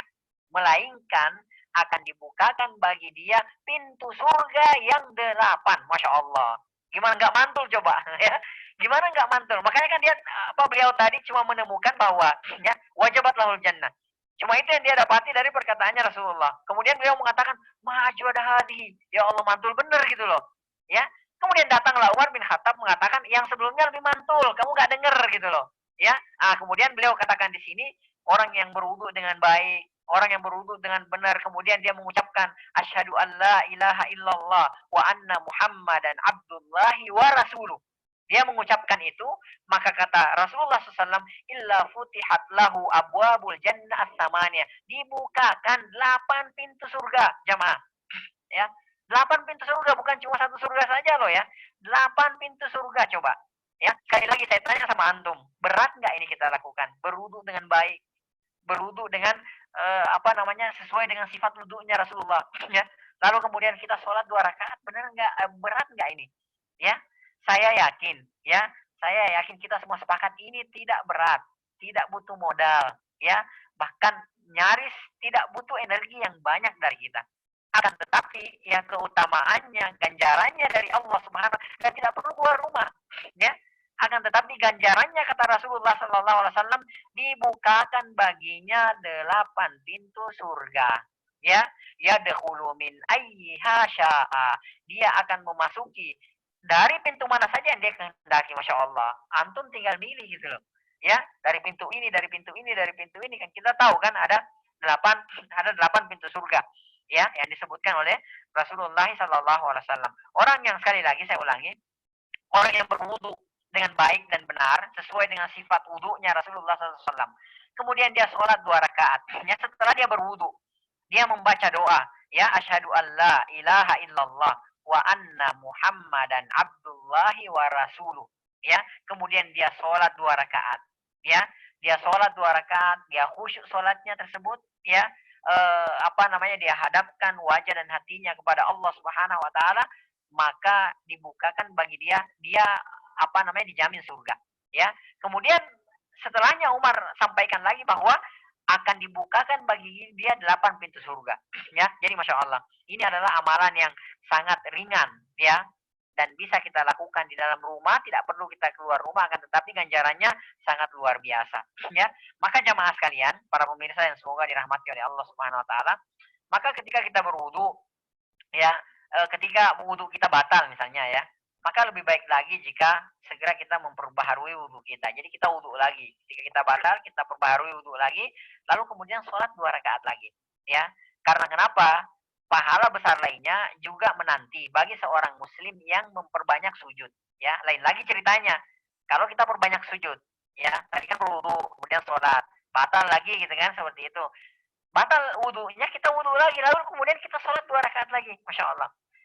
Nah, masuk lagi ke bab memperbanyak sujud, dan ini ada ganjaran tersendiri lagi bagi orang-orang yang memperbanyak sujudnya, ya. Jadi banyak bersujud, itu lain lagi ganjarannya, sebagaimana dalam hadis yang diriwayatkan oleh Imam Muslim, ya. An Ma'dan bin Abi Talha al-Ya'muri radhiyallahu taala anhu, ya, dari Ma'dan bin Abi Talha. Qala, beliau berkata, ya, laqitu Sauban, ya, saya bertemu dengan Sauban, ya, maula Rasulillah sallallahu alaihi wasallam. Sauban ini adalah radhiyallahu taala anhu adalah bekas budaknya Rasulullah sallallahu alaihi wasallam, maulanya Rasulullah sallallahu alaihi wasallam, pembantunya Rasulullah sallallahu alaihi wasallam. Fakultu, maka aku bertanya, ya, akhbirni bi amalin a'maluhu yudkhiluni Allahu bihil jannah. Ya, tolong dong, ya, kalau bahasa bebasnya, tolong dong kasih tahu ke saya amalan apa sih yang bisa saya lakukan sehingga dengan amalan tersebut Allah Subhanahu wa taala memasukkan saya ke dalam surga. Ya. Jadi yang bertanya ini Ma'dan kepada maulanya Rasulullah sallallahu alaihi wasallam. Ya, namanya orang dekat kepada Rasulullah, ya, jelas mungkin dia tahu, ya, sama dengan kita kalau misalnya kita selalu membersamai guru kita gitu kan. Ya, membersamai ustadz kita, ya, paling tidak ya lebih banyak lah kita tahu daripada orang lain. Ya, lebih banyak karena apa? Mungkin kita bisa bebas bertanya gitu kan. Bebas ngobrol dengan guru kita tersebut. Akhirnya kita mungkin lebih banyak tahu, ustadz kita lebih banyak cerita, ya, kepada kita daripada orang lain. Ya, maka orang kalau tahu bahwa ini dekat dengan gurunya, ya, biasanya kalau tidak bisa bertemu dengan gurunya, dia bertanya gitu loh. Coba kasih pernah nggak antum dengar dari ustadz gitu bahwa begini begini begini gitu kan, seperti itu, ya. Nah, sama, ya. Ma'dan di sini bertanya kepada Sauban, ya, tolong dong kasih tahu ke saya gitu, amalan apa sih yang bisa saya lakuin gitu kan, sehingga dengan amalan tersebut Allah Subhanahu wa taala memasukkan saya ke dalam surga, ya. Kemudian atau beliau berkata akhbirni bi amalin, atau akhbirni bi ahabbil amali ila Allah, ya, atau beliau berkata, ya, tolong dong kasih tahu ke saya amalan apa yang paling dicintai oleh Allah Subhanahu wa taala, ya. Amalan apa yang paling dicintai oleh Allah Subhanahu wa taala? Masa kata, maka Sauban pun diam. Jadi nggak langsung jawab. Ya, jadi beliau diam, Sauban diam. Jadi nggak langsung jawab. Tsumma sa'altuhu. Kemudian kata Ma'dan, kemudian saya tanya lagi. Ya, saya tanya lagi. Kemudian saya tanya lagi, kata beliau, ya, masa kata. Kemudian beliau pun terdiam. Jadi belum jawab. Jadi sekali ditanya diam, ya. Sekali ditanya lagi, 2 kalinya diam lagi, ya. Tsumma sa'altuhu as-salisa. Kemudian kata Ma'dan, saya bertanya yang ketiga kalinya. Faqala, ya. Akhirnya Sauban radhiyallahu ta'ala anhu berkata, ya, sa'altu an dzalika Rasulullah sallallahu alaihi wasallam, ya. Saya juga udah nanya kok ke Rasulullah tentang yang kamu tanyakan itu gitu loh. Ya, jadi sebelumnya saya juga sudah pernah bertanya tentang apa yang sedang kamu tanyakan tersebut. Maka Rasulullah SAW bersabda, alaika bikasrati sujud lillah. Ya, kata Sauban menyampaikan hadis Rasulullah, ya, alaika bikasrati sujud lillah. Hendaklah engkau memperbanyak sujud karena Allah Subhanahu wa taala. Ya. Jadi bukan hanya sekedar memperbanyak sujud juga loh, ya, tapi lillah, ada tambahannya di belakangnya, lillah karena Allah Subhanahu wa taala. Ya. Apa? Ya, karena Allah Subhanahu wa taala. Jadi memperbanyak sujud karena Allah Subhanahu wa taala. Jadi bukan hanya sekedar memperbanyak sujud, tapi lillah karena Allah Subhanahu wa taala. Karena banyak juga di antara kita memperbanyak sujud bukan karena Allah Subhanahu wa taala, karena pengen selfie. Jadi sambil sujud. Ya, banyak loh di antara kita yang seperti itu, ya, sambil sujud gitu. Kalau enggak kasih ke orang, tolong dong dia sujud, kemudian dia suruh foto gitu loh. Ya, kalau kata Syekh Sulaiman Ar-Ruhaili hafizahullah taala, kata dia kadzab, sambil ketawa beliau katakan kadzab, dia itu bohong gitu loh. Ya, beliau banyak suka lihat katanya di Saudi sana gitu kan. Ada orang gitu, angkat tangan, dia panggil orang, kemudian tolong dong fotoin saya, kemudian diangkat tangannya, dia berdoa. Ya, kemudian difotoin sama orang. Setelah itu selesai dia turunkan tangannya. Kata beliau kadzab, itu tukang bohong gitu loh, seperti itu. Ya. Jadi lillah karena Allah. Jadi bukan karena pencitraan, ya, bukan karena mau diposting di apa namanya di status kita atau dijadikan foto profil, bukan, ya, lillah karena Allah Subhanahu wa taala. Jadi banyak sujud karena Allah Subhanahu wa taala. Kita kan gitu, dikit-dikit foto, ya, lagi puasa update status, ya, lagi sedekah update status, ya, lagi sujud update status, lagi berdoa update status, semuanya update status gitu loh, ya. Bahaya. Ya, ya, saya menasihatkan kepada diri saya dan kepada saudara-saudariku sekalian, ya, jangan sampai amalan kita itu tidak ada yang tersisa gara-gara semuanya diupdate di status kita, ya. Kata beliau, alaika bikasratis sujud lillah fa innaka la tasjudu lillah.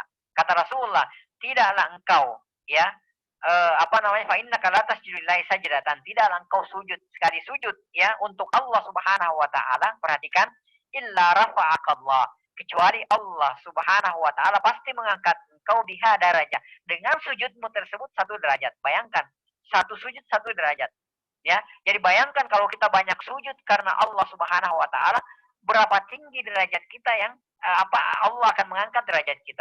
Makanya orang yang paling tinggi derajatnya itu adalah orang yang paling banyak sujudnya, itu pasti. Rumusnya seperti itu. Ya. Nggak ada ceritanya orang yang sujudnya kurang lalu kemudian diangkat derajatnya oleh Allah Subhanahu wa taala. Boleh jadi kita lihat orang-orang kafir misalnya, ya, atau orang-orang fasik misalnya, dia tidak banyak orang kafir tidak sujud, ya. Orang fasik ya tidak sujud, karena Allah Subhanahu wa taala, kita lihat hidupnya mulia. Itu penilaian sebenarnya, itu penilaian manusia itu semua, ya. Akan tetapi bukan tidak ditinggikan derajatnya oleh Allah Subhanahu wa taala. Kata Rasulullah SAW, illa rafa'akallahu biha darajah, ya, wa hatta anka biha khati'ah. Dan Allah Subhanahu wa taala dengan sujud tersebut, Allah akan menghapuskan satu dosa. Jadi satu sujud satu derajat diangkat, ya, satu dosa dihapuskan. Jadi Masya Allah, ya. Jadi luar biasa. Nah, itu tadi, ketika kita batal wudunya, ya, kita berwudu lagi, kemudian setelah kita berwudu kita sholat 2 rakaat lagi dengan sebaik-baiknya, ya. Semoga dengan demikian Allah Subhanahu wa taala memasukkan kita ke dalam surganya. Ini yang pertama, ya, di antaranya. Kemudian di antaranya lagi adalah, ya, amalan yang kelihatannya ringan gitu kan, enteng, ya. Bahkan banyak mungkin di antara kita yang memandang remeh, memandang enteng gitu kan. Akan tetapi pahalanya sangat besar di sisi Allah Subhanahu wa taala. Ya, di antaranya adalah menyimak azan, ya. Banyak di antara, jadi ini nggak perlu keluar rumah loh, ya. Apalagi dalam kondisi seperti ini, ya, alhamdulillah azan tetap dikumandangkan di masjid-masjid atau di musola-musola dekat rumah kita, dan kita pun masih bisa menyimak azan, ya, masih bisa menyimak azan, ya. Nah, menyimak azan dan mengikuti lafaz yang diucapkan oleh muadzin adalah merupakan sebab masuk surga. Perhatikan, ya, menyimak azan, mendengarkan azan dengan baik, lalu kemudian kita ikuti apa yang diucapkan oleh muadzin, ya, itu adalah sebab Allah Subhanahu wa taala memasukkan kita ke dalam surga. Masya Allah. Berapa menit sih kita menyimak azan? Ya. Kalau main game online kan kadang-kadang kita 1 jam tuh betah gitu. Bahkan ada saya pernah dengar, ya, semalaman tuh betah main game online gitu loh. Ya. Tapi menyimak azan cuma berapa menit nggak sanggup gitu loh. Subhanallah, emang susah masuk surga, ya. Caranya gampang aja susah masuk surga. Ya. Coba jadi modalnya menyimak azan loh, ya. Menyimak azan, kita dengarkan azan dari rumah, ya. Lalu kemudian kita ucapkan apa yang diucapkan oleh muadzin tersebut, orang yang azan tersebut, ya. Perhatikan hadisnya, ya. Hadis ini diriwayatkan oleh Imam Muslim, ya, juga diriwayatkan oleh Imam Abu Daud dan yang lainnya.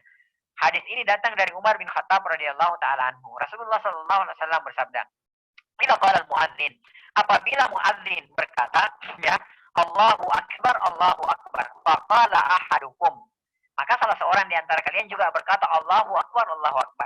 Jadi setelah muadzin mengatakan Allahu Akbar, ya, maka kita pun yang menyimak mengatakan setelah itu Allahu Akbar, Allahu Akbar. Ya, summa qala, kemudian muadzinnya berkata, ya, berkata asyhadu alla ilaha illallah.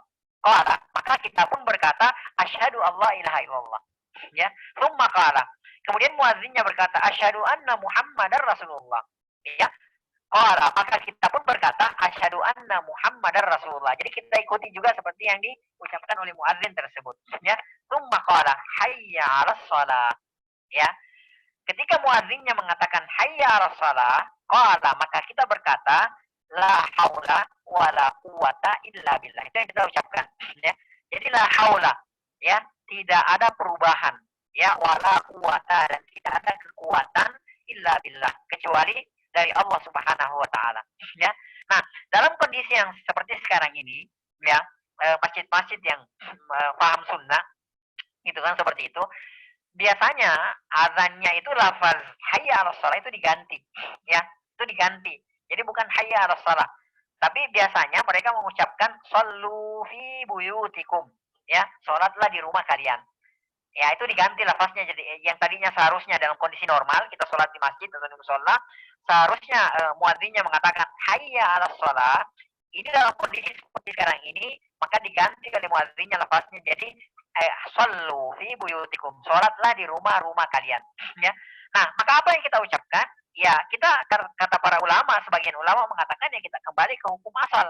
Ya, kita katakan juga apa? Seperti kalau di kondisi normal kita mengucapkan la haula wala quwata illa billah, maka ketika muadzin mengatakan shallu fi buyutikum, salatlah di rumah-rumah kalian, maka kita pun mengucapkan ya la haula wala quwata illa billah. Ya, summa qala, kemudian muadzinnya mengatakan hayya 'alal falah. Ya, qala, maka kita pun ya mengucapkan apa? La haula wala quwata illa billah. Summa qala, kemudian terakhir muadzinnya mengatakan Allahu akbar, Allahu akbar, maka kita pun mengatakan Allahu akbar, Allahu akbar. Ya. Summa qala la ilaha illallah. Ya. Qala, dan kita pun berkata la ilaha illallah. Ya. Nah, perhatikan di sini, poinnya di sini. Ya, Rasulullah mengatakan, kemudian terakhirnya dia berkata, di akhir azan itu dia mengikuti muadzinnya berkata la ilaha illallah min qalbihi, murni dari hatinya, dari hati kecilnya keluar, ya, itu semua dakhalal jannah. Kata Rasulullah SAW, dia pasti masuk surga. Masya Allah.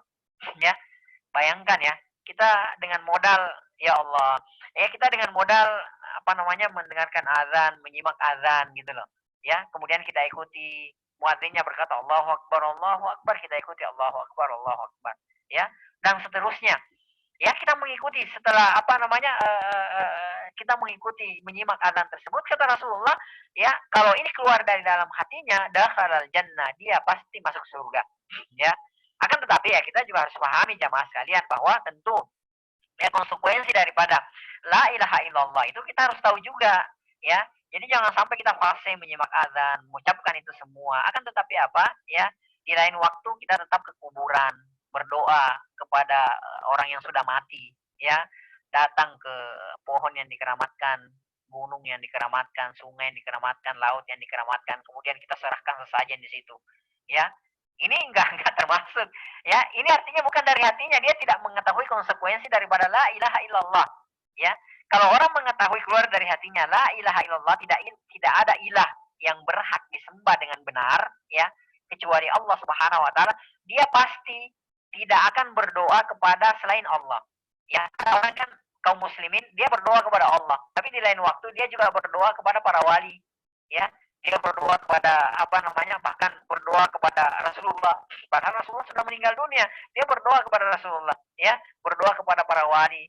Dia juga menyerahkan sesajen, ya, dia haji, dia umroh, dia sedekah, dia zakat, dia puasa, ya.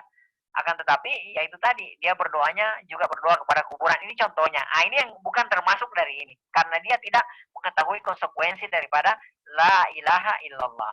Ya, seperti itu. Nah, ketika kita menjalankan konsekuensi la ilaha illallah itu, ya, kita tidak kita menyembah hanya kepada Allah Subhanahu wa taala, ya. ibadah kita semuanya hanya kita serahkan kepada Allah Subhanahu wa taala, maka inilah orang-orang bertauhid yang seperti inilah yang ketika dia mengikuti, menyimak azan, mendengarkan azan, mengikuti apa yang diucapkan oleh muadzin ya dari hatinya, maka dia pasti masuk surga, kata Rasulullah Shallallahu alaihi wasallam. Ya. Imam Muslim meriwayatkan an Abdullah bin Amr bin Al-As radhiyallahu taala anhuma, ya, dari Abdullah bin Amr bin Al-As, ya, apa namanya, annahu sami'an nabiyya sallallahu alaihi wasallam yaqul, bahwasanya ya, beliau mendengarkan Rasulullah sallallahu alaihi wasallam bersabda, "Idza sami'tumul muadzina," apabila kalian mendengarkan muadzin, ya, faqulu misla ma yaqul, maka katakanlah seperti apa yang diucapkan oleh muadzin tersebut, ya. Tsumma sallu alayya.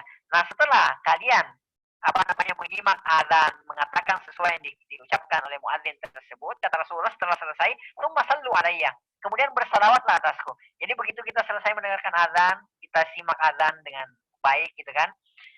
Kemudian setelah itu kita bersalawat, Allahumma shalli ala Muhammad wa ala ali Muhammad kama shallaita ala Ibrahim wa ala ali Ibrahim innaka Hamidum Majid. Allahumma barik ala Muhammad wa ala ali Muhammad kama barakta ala Ibrahim wa ala ali Ibrahim innaka Hamidum Majid. Ini maksudnya. Ya, jadi mendengarkan azan, mendengarkan muadzin, mengikuti muadzin, lalu setelah itu kita bersalawat kepada Rasulullah sallallahu alaihi wasallam. Ya, fa innahu man shalla, kata Rasulullah, fa innahu man shalla alayya salatan sallallahu alaihi biha asyaran. Kata Rasulullah, karena sesungguhnya siapa yang bersalawat atasku satu kali, kata Rasulullah SAW, dan ini nggak berat, ya, ini kerjaan yang amalan yang enteng sekali, yang mudah kita kerjakan. Kata Rasulullah SAW, ya, man shalla alayya salatan, barang siapa yang bersalawat atasku sekali selawat, ya, sallallahu alaihi biha asyara, maka Allah Subhanahu wa taala bersalawat atas orang tersebut, ya, sebanyak 10 kali. Jadi Masya Allah, ya. Jadi satu berbalas 10. Bayangkan Allah yang bersalawat loh.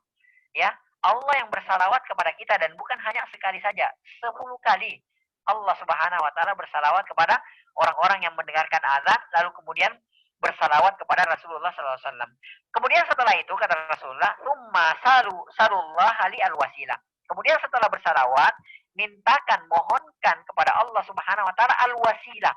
Ya, apa itu al-wasilah? Rasulullah sendiri terangkan setelah itu, fa innaha manzilatun fil jannati la tambagi illa li 'abdin min ibadillah. Ya, wasilah itu adalah suatu, ya, derajat, ya, suatu kedudukan, manzilah di surga, la tambagi illa li 'abdin min ibadillah. Tidak akan didapatkan kecuali apa namanya seorang hamba Allah Subhanahu wa taala. Wa arju an akuna ana huwa. Dan saya berharap, kata Rasulullah, saya lah yang mendapatkan kedudukan tersebut. Ya.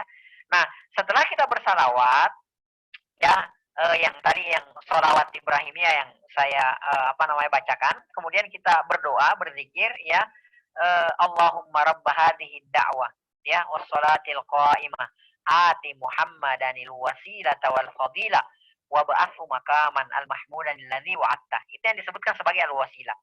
Ya, jadi bersalawat, mendengarkan azan, bersalawat, kemudian setelah itu memohonkan kepada Rasulullah Sallallahu Alaihi Wasallam, memohonkan untuk Rasulullah Sallam al wasilah. Ya, kata Rasulullah, "Faman sa'ala li al wasilah halat lahu asy-syafa'ah." Kata Rasulullah, barang siapa, ya, yang memohonkan kepada Allah Subhanahu Wa Taala untuk al wasilah, maka halat lahu asy-syafa'ah. Ya, dia pasti mendapatkan syafaat dariku, kata Rasulullah Sallallahu Alaihi Wasallam. Jadi Masya Allah, dengan modal itu semua, maka Allah Subhanahu wa taala, ya, akan memberikan kepada kita syafaat. Ya, akan memberikan kepada kita syafaat, ya. Jadi satu hal juga yang perlu difahami, ya, bahwa sebenarnya bukan Rasulullah Sallallahu Alaihi Wasallam yang memberikan syafaat kepada kita. Ya, Allah mengizinkan, ya, kepada Rasulullah Sallallahu Alaihi Wasallam untuk memberikan apa? Syafaat kepada kita. Jadi tidak ada seorang manusia pun yang bisa memberikan syafaat, ya, kecuali atas izin Allah Subhanahu wa taala. Jadi syafaat itu, ya, hanyalah atas izin Allah Subhanahu wa taala, ya. Bapak dan Ibu yang semoga dirahmati oleh Allah Subhanahu wa taala. Sebenarnya masih banyak, ya, amalan-amalan yang ringan yang bisa kita lakukan dari dalam rumah, ya. Insyaallah mungkin nanti ada sesi apa namanya sesi lanjutan nanti, ya. Karena ini banyak amalan-amalan, tapi paling tidak itu yang bisa kita lakukan selama kita di rumah, ya. Selama kita berdiam diri di rumah gitu kan, ya, banyak lagi amalan-amalan lainnya yang bisa kita lakukan, ya. terutama di sini karena waktunya yang tidak memungkinkan ya, mas zikir ya, zikir. Ya, tapi insya Allah semoga nanti ada sesi berikutnya nah dan kita akan lanjutkan sesi kedua ya. Wallahu taala alam bisawab. Ya, mohon maaf jika ada yang kurang. Yang kurang itu dari saya pribadi, dari syaitan, dari lemahnya ilmu. Yang benar itu semua datangnya dari Allah Subhanahu wa taala. Apa yang salah, apa yang keliru yang saya ucapkan, Allah dan Rasulnya berlepas diri dari kekeliruan tersebut. Ya, baik. Kita masuk ke sesi tanya jawab.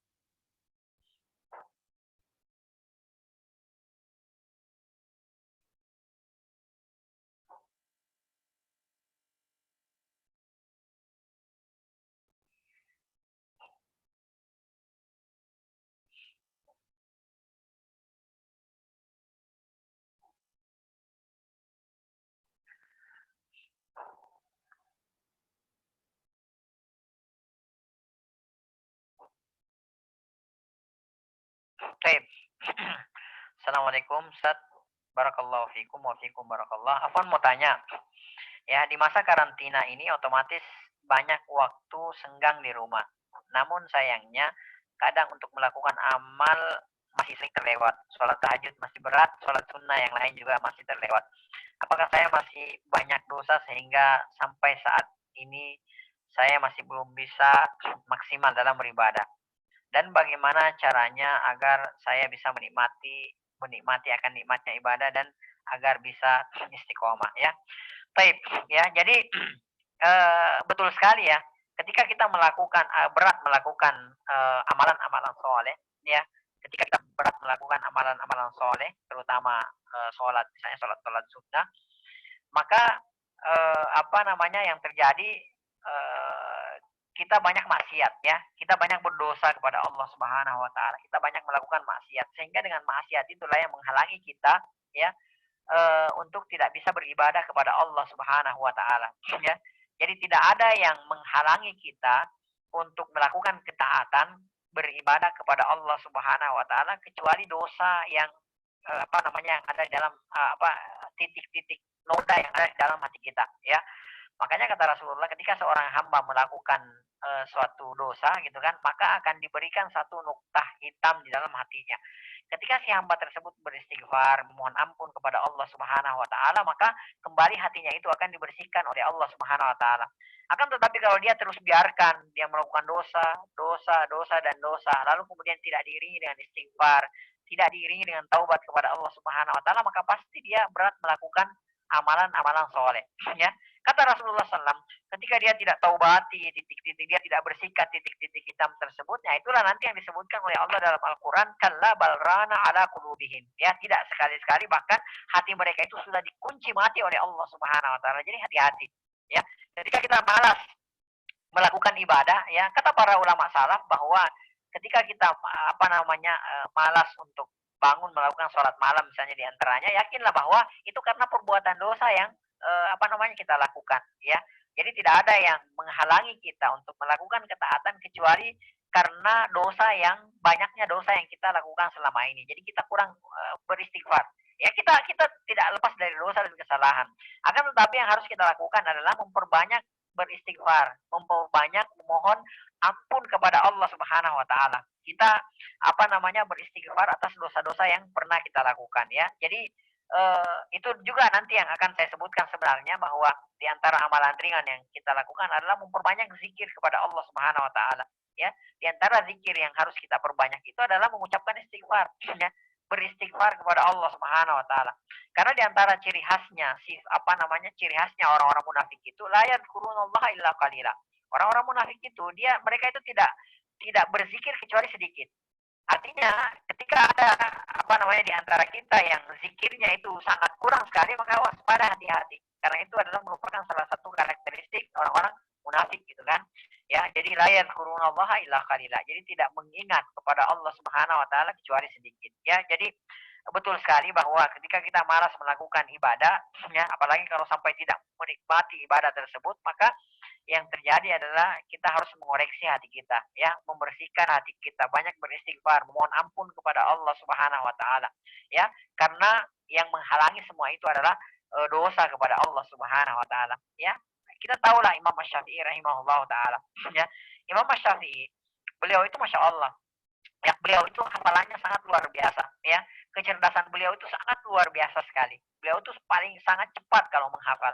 Bahkan beliau di usia 7 tahun gitu kan, beliau sudah menghafalkan Al-Quran. Ya, di usia ya di usia belasan tahun beliau sudah menghafalkan kitab Al-Muwatta Imam Malik. Ya, kitab tersebut isinya lebih dari 1.500 hadis. Ya, lebih dari 1.500 hadis itu sudah dihafalkan oleh Al-Imam Asy-Syafi'i. Umur 14 atau 15 tahun Al-Imam Asy-Syafi'i itu sudah berfatwa, ya, sudah berfatwa di depan manusia. Tahukah kita bahwa suatu ketika Imam Asy-Syafi'i, ya, itu pernah komplain, pernah curhat ke gurunya, nama gurunya itu Waki. Beliau katakan dalam bait-bait syairnya, beliau katakan syakautu ila Waki isu ahizri. Saya, ya, komplain, saya curhat kepada guruku namanya Waki, suahirzi, akan buruknya hafalanku. Jadi pernah suatu ketika Imam Syafi'i itu merasa sangat buruk hafalannya. Yang tadinya sekali lihat hafal, sekali baca hafal gitu kan.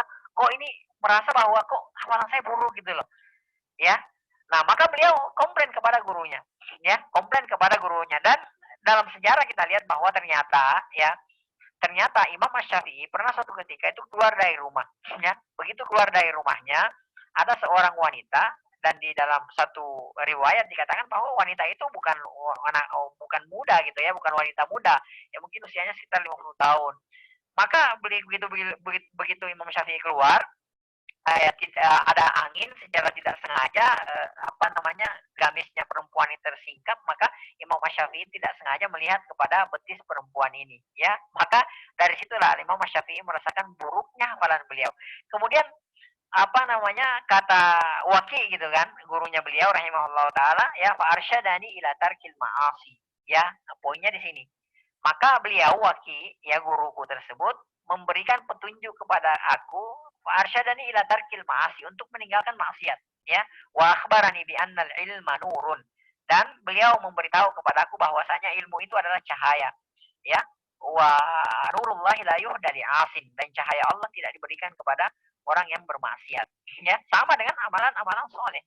Ketika kita malas melakukan ketika kita banyak melakukan dosa, banyak melakukan maksiat, dan tidak diiringi dengan taubat, istighfar gitu kan, kepada Allah Subhanahu wa taala, maka yakinlah bahwa, ya, itu akan membuat kita malas untuk beribadah kepada Allah Subhanahu wa taala. Allah taala alam bisawab, ya.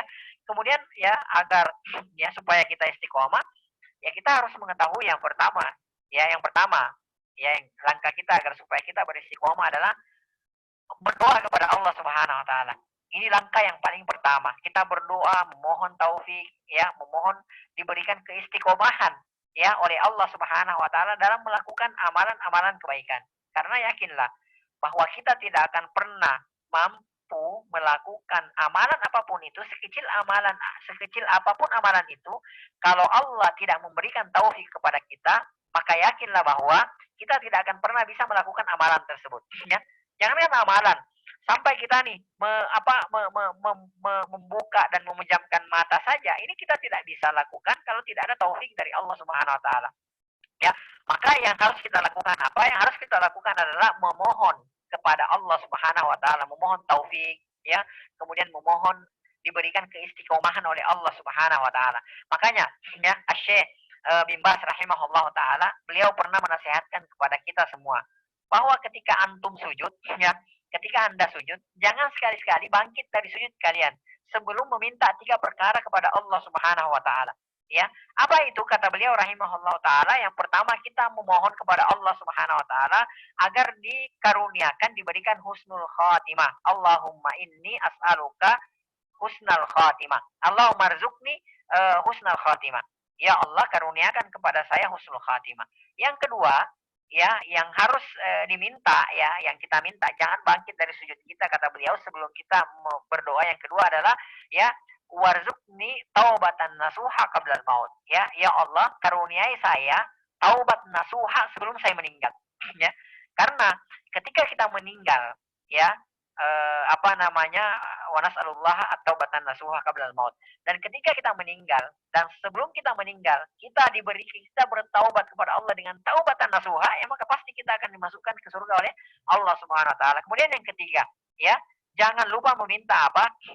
Ya muqallib, minta agar supaya kita ini diteguhkan di atas agama Allah Subhanahu wa taala. Ya muqallibal qulub, wahai yang membolak-balikkan hati, sabbit qalbi, ya tetapkanlah hatiku ala dinik, di atas agamamu. Ya, Rasulullah Sallallahu Alaihi Wasallam adalah seorang nabi dan rasul, manusia terbaik, manusia yang paling takut kepada Allah, manusia yang paling bertakwa kepada Allah, manusia yang paling dicintai oleh Allah Subhanahu Wa Taala, ya, makhluk yang paling mulia. Akan tetapi Rasulullah senantiasa membaca doa ini, ya muqallibal qulub, wahai yang membolak-balikkan hati. Ya, karena hati seorang hamba ini ada di antara jari jemari Allah Subhanahu wa taala. Ya. Jadi boleh jadi Allah membolak-balikkan hati kita. Maka kita memohon kepada Allah Subhanahu wa taala, ya muqallibal qulub, tsabbit qalbi ala dinik, ya. Tetapkan ya hati saya di atas agamamu ya Allah. Ini yang harus kita minta. Jadi ini yang pertama, ya.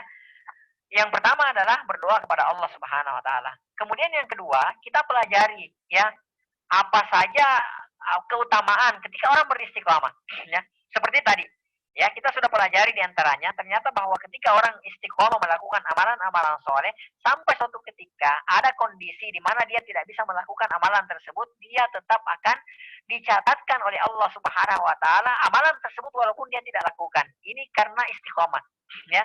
Diantaranya lagi, orang kalau istiqomah ini harus kita ketahui semua supaya kita ada usaha untuk istiqomah. Di antaranya lagi, ya orang yang istiqomah itu ketika dia dalam kondisi sakaratul maut, ya maka Allah Subhanahu wa taala menurunkan bagi dia malaikat, ya. Jadi ada malaikat. Kita tahu lah ya, di saat seorang anak manusia ya dalam kondisi sakaratul maut, ya disitulah setan bermain. Ya, disitulah setan bermain, ya kan? Gimana caranya supaya kita tidak mengucapkan la ilaha illallah dan seterusnya, ya. Di saat-saat seperti itu, ya Allah kirim malaikat kepada kita, ya. Dalam surah Fussilat, Allah Subhanahu wa taala berfirman, "Innal ladzina qalu", sesungguhnya orang-orang yang berkata, "Rabbunallah", ya, Tuhan kami adalah Allah Subhanahu wa taala, "Tsumastaqamu", kemudian dia beristiqomah, ya. Jadi dia mengucapkan Tuhan kami, mengikrarkan Tuhan kami adalah Allah, "Tsumastaqamu", kemudian dia beristiqomah. Apa yang akan dia dapatkan? Tatanazzalu alaihimul malaika, akan turun padanya malaikat, ya. Di saat dia dalam kondisi sakaratul maut, ada malaikat yang turun, ya, menjaga dia. Kemudian malaikat tersebut berkata kepada dia, Allah takhafu wa la tahzanu, ya, kamu jangan takut, ya, kamu jangan bersedih, ya. Tatanazzalu alaihimul malaika Allah takhafu wa la tahzanu, ya.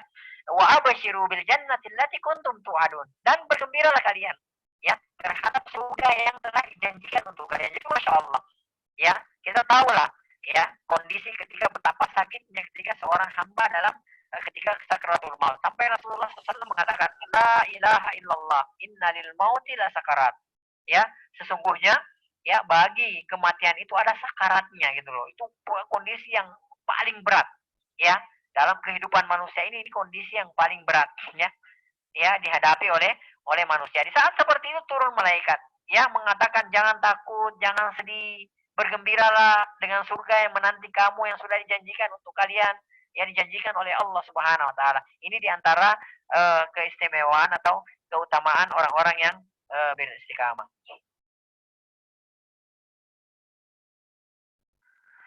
Bagaimana cara mengurangi rasa khawatir di saat seperti ini? Khawatir terkena wabah, khawatir tidak ada penghasilan dan lain sebagainya.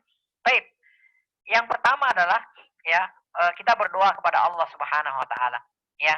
Yang pertama adalah berdoa kepada Allah Subhanahu wa taala agar supaya Allah Subhanahu wa taala melindungi kita dari wabah ini, ya. Agar supaya Allah Subhanahu wa taala memudahkan urusan kita. agar supaya Allah Subhanahu wa taala ya memberikan keluasan rezeki kepada kita, agar supaya Allah Subhanahu wa taala mencukupkan rezeki kita. Itu yang pertama. Yang kedua, ya kita memaksimalkan al-akhdhu bil asbab, memaksimalkan ikhtiar kalau bahasa kita, ya. Jadi kita berikhtiar. Dalam hal ini ya para dokter-dokter itu sudah memberikan informasi kepada kita bagaimana caranya agar supaya kita tidak terkena wabah misalnya. Usaha-usaha apa yang kita lakukan ya. Misalnya dengan memakai masker ya, dengan tidak berinteraksi dengan dunia luar kalau tidak dalam kondisi darurat ya, mencuci tangan dengan sabun dan lain sebagainya. Itu kita maksimalkan semuanya itu ya. Itu kita maksimalkan semuanya itu. Nah, lalu kemudian setelah itu ya eh, kita bertawakal kepada Allah Subhanahu wa taala ya, kita serahkan semua kepada Allah Subhanahu wa taala. Kemudian kita meyakini bahwa tidak ada sesuatu apapun yang akan menimpa kita ya, bahwa apa yang menimpa kita, apapun yang akan menimpa kita itu pasti sudah takdir ya, sudah ditetapkan oleh Allah Subhanahu wa taala. Jadi 50.000 tahun sebelum diciptakannya langit dan bumi semuanya itu sudah tercatat di Lauhul Mahfuz, nggak ada berubah ya. Jadi kalau misalnya memang kita yakinkan dalam hati bahwa la yusibana illa ma kataballahu lana. Tidak ada yang bisa menimpa kita kecuali kalau memang itu diizinkan oleh Allah Subhanahu wa taala. Ya, kecuali itu diizinkan oleh Allah Subhanahu wa taala. Jadi kita meyakinkan bahwa itu semua adalah takdir, ya. Itu semua adalah takdir gitu kan. Tidak ada yang bisa menimpa kita kecuali sudah ditakdirkan oleh Allah. Jadi kita tenang, ya. Jadi saya sudah berusaha ya dengan semaksimal kemampuan saya. Udah, saya bertawakal kepada Allah Subhanahu wa taala. Kalau memang takdir saya kena, maka saya kena. Ada pahala besar yang menanti. Tapi kalau Allah tidak menakdirkan, ya saya tidak akan mungkin kena. Ya seperti itu. Jadi ini diantara yang kita lakukan. Kemudian selanjutnya adalah memperbanyak zikir kepada Allah Subhanahu wa taala. Ya, Allah Subhanahu wa taala berfirman, "Ala bizikrillah." Ketahuilah, ya, bizikrillah, dengan berzikir, banyak berzikir kepada Allah Subhanahu wa taala, tatmainnul qulub, hati akan menjadi tenang. Ya, tahukah kita bahwa orang-orang kafir itu mudah sekali galau, ya, mereka mudah galau, ya, mereka mudah panik. Atau siapapun itu yang mudah panik, perhatikan orang yang mudah panik itu, ya, mudah galau itu pasti zikirnya kurang, percaya. Ya, orang yang gampang panik, gampang takut, gitu kan, begitu ada berita, akhirnya buru-buru ke supermarket, diborong semua itu yang satu supermarket gitu. Yakinlah bahwa orang-orang seperti itu zikirnya kurang, percaya deh. Ya, tapi kalau orang-orang yang zikirnya banyak berzikir kepada Allah Subhanahu wa taala, yakinlah tatmainnul qulub, hatinya itu pasti tenang dalam kondisi apapun itu. Ya, dalam kondisi apapun itu, ya, makanya nanti kalau ada sesi berikutnya kita akan selanjutkan bahwa diantara amalan ringan yang sangat dahsyat, ya, adalah berzikir kepada Allah Subhanahu wa taala. Karena ternyata dengan berzikir kepada Allah Subhanahu wa taala, banyak berzikir, hati kita ini akan menjadi tenang. Coba ya, dalam kondisi kita ketakutan, kita berzikir kepada Allah Subhanahu wa taala. Subhanallah, ya, walhamdulillah, wala ilaha illallah, wallahu akbar. Ya, la haula wala quwata illa billah. Kita baca itu sambil kita renungi, kita tadabburi maknanya, la haula wala quwata illa billah. Ya, kita baca zikir-zikir, maka insya Allah hati kita akan menjadi tenang. Ya, ini ya diantara yang yang harus kita lakukan ya.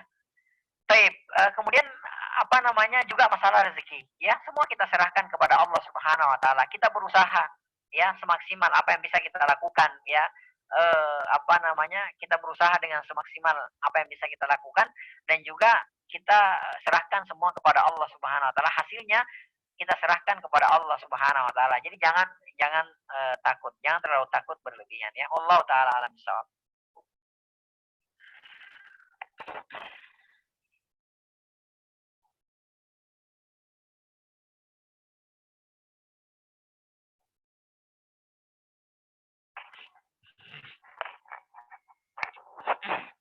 Baik. Assalamualaikum Pak Ustadz, terima kasih atas kesempatannya. Mohon izin bertanya. Terkait kondisi saat ini, di mana kita untuk sementara sholat di rumah dan tidak berjamaah di masjid. Ketika sholat berjamaah ada waktu mustajab untuk berdoa, yaitu salah satunya ketika antara azan dan iqamah. Ya. Untuk kondisi saat ini, apakah waktu tersebut masih bisa kita dapatkan antara azan dan sebelum kita sendiri iqamah ketika akan sholat di rumah? Mohon penjelasannya Pak Ustadz. Jazakallah khair. Wa jazakallahu khair ya. terima kasih juga kepada antum yang sudah bertanya ya. Pertanyaannya sangat bagus sekali. Ini tetap berlaku. Ya, artinya ketika misalnya kita mendengarkan azan, kita menyimak azan, setelah kita menyimak azan sebelum kita kita sholat, kita berwudu ya, kemudian kita sholat sunnah ya, sebelum kita melaksanakan sholat wajib kita ya, sebelum kita qomat kita sempatkan dulu berdoa kepada Allah Subhanahu wa taala ya, berdoa memohon hajat-hajat kita kepada Allah Subhanahu wa taala ya, memohon keinginan-keinginan, seluruh keinginan kita kepada Allah Subhanahu wa taala ya. Jadi ini tetap berlaku. Allah taala alam bisawab ya, tetap kita lakukan itu. Makanya dalam kondisi yang seperti ini usahakan ya kita tetap sholat tepat waktu. Jadi setelah azan ya, setelah azan atau sebelum azan mungkin kita sudah berwudu. Setelah itu kita sholat sunnah seperti biasa, sholat sunnah rawatib. Lalu kemudian setelah itu sebelum kita qomat kita berdoa kepada Allah, mengangkat tangan, berdoa memohon kepada Allah Subhanahu wa taala ya. Baik, kemudian ya sebenarnya ada momen-momen lain yang masih bisa juga kita lakukan. Di antaranya misalnya momen di mana doa kita mustajab itu ya ketika sujud ya. Apalagi kalau kita sholat sendiri ya, maksudnya kita sholat sendiri atau kita imam di rumah ya, kita bebas ya, kita bebas seberapa lama pun kita sujud ya. Di situ manfaatkan untuk di dalam sujud-sujud kita itu kita manfaatkan untuk berdoa, karena salah satu doa, momen di mana doa kita mustajab adalah di saat kita sujud ya. Ya, jadi perpanjang sujud kita, apakah itu di sholat wajib, sholat fardu kita, atau sholat sunnah kita. Ya. Kemudian diantaranya lagi doa mustajab itu adalah ketika kita selesai bertasyahud akhir, ya sebelum kita salam, ya sebelum menutup sholat kita. Nah, dubur sholat, ya di akhir sholat, di situ juga momen di mana doa kita mustajab, ya diijabah oleh Allah Subhanahu Wa Taala. Jadi sebelum kita setelah kita tasyahud, jangan langsung assalamualaikum warahmatullah, assalamualaikum warahmatullah. Sempatkan dulu berdoa. Dan banyak ada puluhan ya lafaz-lafaz doa yang diajarkan oleh Rasulullah Shallallahu Alaihi Wasallam ya di dalam di akhir sholat ini. Jadi sebelum kita salam banyak. Di antaranya misalnya diajarkan oleh Rasulullah, dan semoga ini bisa semoga ini Allah Subhanahu wa taala memudahkan urusan kita. Di antaranya adalah Allahumma inni a'udzubika Allahumma inni a'udzubika minal ma'sami wal maghram. Ini di antaranya. Ya Allah, aku memohon kepadamu, berlindung kepadamu dari al-ma'sam, dari perbuatan-perbuatan dosa, dan al-maghram, terlilit atau terbelit hutang. Ini diantaranya yang diajarkan oleh Rasulullah SAW. Dan insya Allah kalau ini kita rutinkan, kita baca, maka Allah Subhanahu Wa Taala akan memudahkan urusan-urusan kita. Jadi ada momen-momen lain selain antara azan dan iqamat yang di mana di momen-momen tersebut Allah Subhanahu Wa Taala akan mengijabah doa kita. Di antaranya tadi dalam sujud-sujud kita, kemudian setelah tasyahud akhir sebelum kita mengucapkan salam. Di situ juga momen di mana doa diijabah oleh Allah Subhanahu wa taala. Wallahu taala alam bisawab.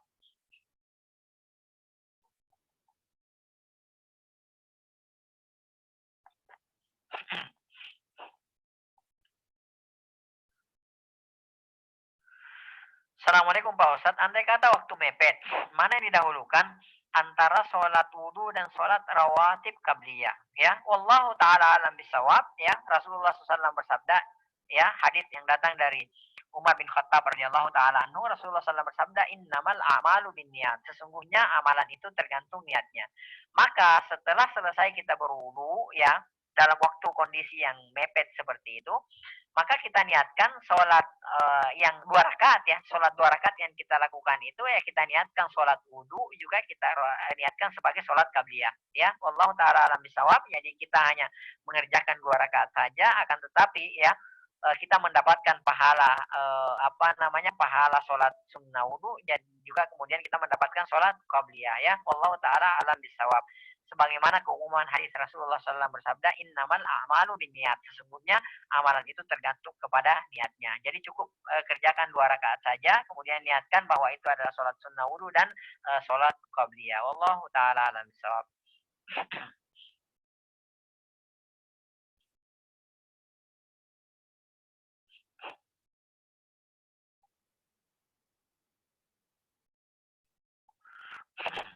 Assalamualaikum Ustadz Afwan mau bertanya, Ustadz ada sebagian orang yang mendirikan sholat Jumat berjamaah dengan berjarak 1 meter.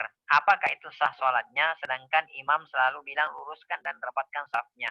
Ya, uh, Allah taala alam bisawab. Ya, uh, Syekh uh, Syekh Muhsin Abdul Muhsin Al-Abbad, ya, Al-Badr hafizahullah taala, ya. Beliau juga pernah ditanyakan permasalahan seperti ini, ya, pertanyaan seperti ini ketika beliau membahas kitab Al-Muwatta Imam Malik di Madinah baru-baru ini, ya, di Masjid Nabawi, ya. Beliau ditanya dan beliau mengatakan la tasihhus shalah, ya. Jadi sholat jamaahnya itu tidak sah, ya, dan dianggap dia itu sholat sendiri-sendiri. Jadi sholat tidak berjamaah, ya, karena apa namanya, ya, dia harus merapatkan safnya seperti itu, ya. Nah, maka dalam kondisi seperti ini ya kan jelas sudah ada arahan dari ulama-ulama kita gitu kan. Kemudian diteruskan oleh pemimpin kita bahwa apa namanya tidak usah sholat Jumat, ya, tidak usah sholat Jumat, ya, tidak usah sholat berjamaah, gitu kan seperti itu. Allah tahu kok, ya, Allah maha mengetahui hati kita, ya, kita tuh pengen banget sholat Jumat, kita tuh pengen banget sholat berjamaah. Akan tetapi yang terjadi ya karena adanya penghalang-penghalang seperti ini maka kita uzur, ya, kita ada ruksa gitu, ya, untuk tidak sholat Jumat dan tidak sholat berjamaah, ya. Jadi wallahu taala alam bisawab, ya. Jadi apa namanya, lebih bagus tidak usah kalau sudah jelas ya bahwa di daerah tersebut sudah ada wabah tersebut gitu kan seperti itu, ya, dengan apa namanya, dengan bukan dengan zon, ya, bukan dengan sangkaan-sangkaan saja, tapi memang betul-betul sudah di tempat tersebut sudah ada wabah yang merebak gitu kan, COVID-19, ya, maka tinggalkan sholat Jumat gitu kan dan ganti dengan sholat duhur di rumah. Jadi tidak usah mengadakan sholat Jumat, ya, dan tidak usah sholat berjamaah, cukup diganti dengan sholat duhur di rumah, ya. Wallahu taala alam bisawab. Apa sholat dentuman di malam hari kemarin, apakah ada hubungannya dengan peringatan akhir zaman? Syukran Ustaz, ya, afwan. Wallahu taala alam bisawab, ya. Yang jelas kita ini sudah berada di akhir zaman, ya. Yang jelas kita berada di akhir zaman. Setelah fitnah ini berlalu, ya, boleh jadi kita akan menghadapi fitnah yang lebih besar lagi, ya. Sampai keluar induknya fitnah, yaitu Al-Masih Ad-Dajjal, ya, alaihi laknatullah, ya. Itu puncaknya fitnah sepanjang peradaban manusia, ya. Karena gini, ya, fitnah yang kita apa namanya, pintu pintu yang menghalangi antara umat ini dengan fitnah itu sudah jebol, ya, sudah jebol dengan meninggalnya Umar bin Khattab radhiyallahu taala anhu. Jadi Umar bin Khattab radhiyallahu taala anhu, beliau adalah pintu fitnah, ya, maksudnya pintu penghalang yang menghalangi antara umat ini dengan fitnah. Artinya dengan keimanan seorang Umar bin Khattab radhiyallahu taala anhu ketika beliau masih hidup, Allah menahan segala macam bentuk fitnah, ya. Ketika beliau meninggal, maka terbukalah pintu tersebut, ya. Maka mulailah pintu apa namanya fitnah-fitnah datang melanda kaum muslimin, ya, seperti ombak di lautan bergulung-gulung gitu kan, seperti itu, ya, sampai pada hari ini yang kita alami dan sampai nanti keluarnya Dajjal, ya. Yang pasti ya bahwa kejadian yang banyak dirasakan oleh banyak disaksikan atau mungkin didengarkan langsung oleh kaum muslimin, ya, itu adalah merupakan salah satu, ya, jelas itu adalah merupakan salah satu tanda akhir zaman, ya. Dan itu semua adalah merupakan tanda-tanda kekuasaan Allah Subhanahu wa taala, ya. Tapi akan tetapi kita tidak boleh, ya, menghubung-hubungkan, ya, artinya kita tidak boleh cocok logi gitu loh, ya, dalam permasalahan ini. Apalagi sampai kita menyebarkan berita-berita, ya, menyebarkan artikel-artikel atau ceramah-ceramah mungkin yang mana apa namanya membuat umat ini jadi ketakutan. Artinya orang-orang berbicara, ya, tidak apa namanya tidak ada dalilnya, ya, yang akhirnya nantinya orang-orang jadi menimbulkan ketakutan, ya. Jadi orang-orang jadi putus asa dan lain sebagainya, ya. Ya, kalau dikatakan antum bertanya apakah tanda akhir zaman, ya, mungkin itu adalah tanda akhir zaman, ya. Yang pasti itu adalah kekuasaan Allah Subhanahu wa taala. Allah taala alam bisawab, ya. Kemudian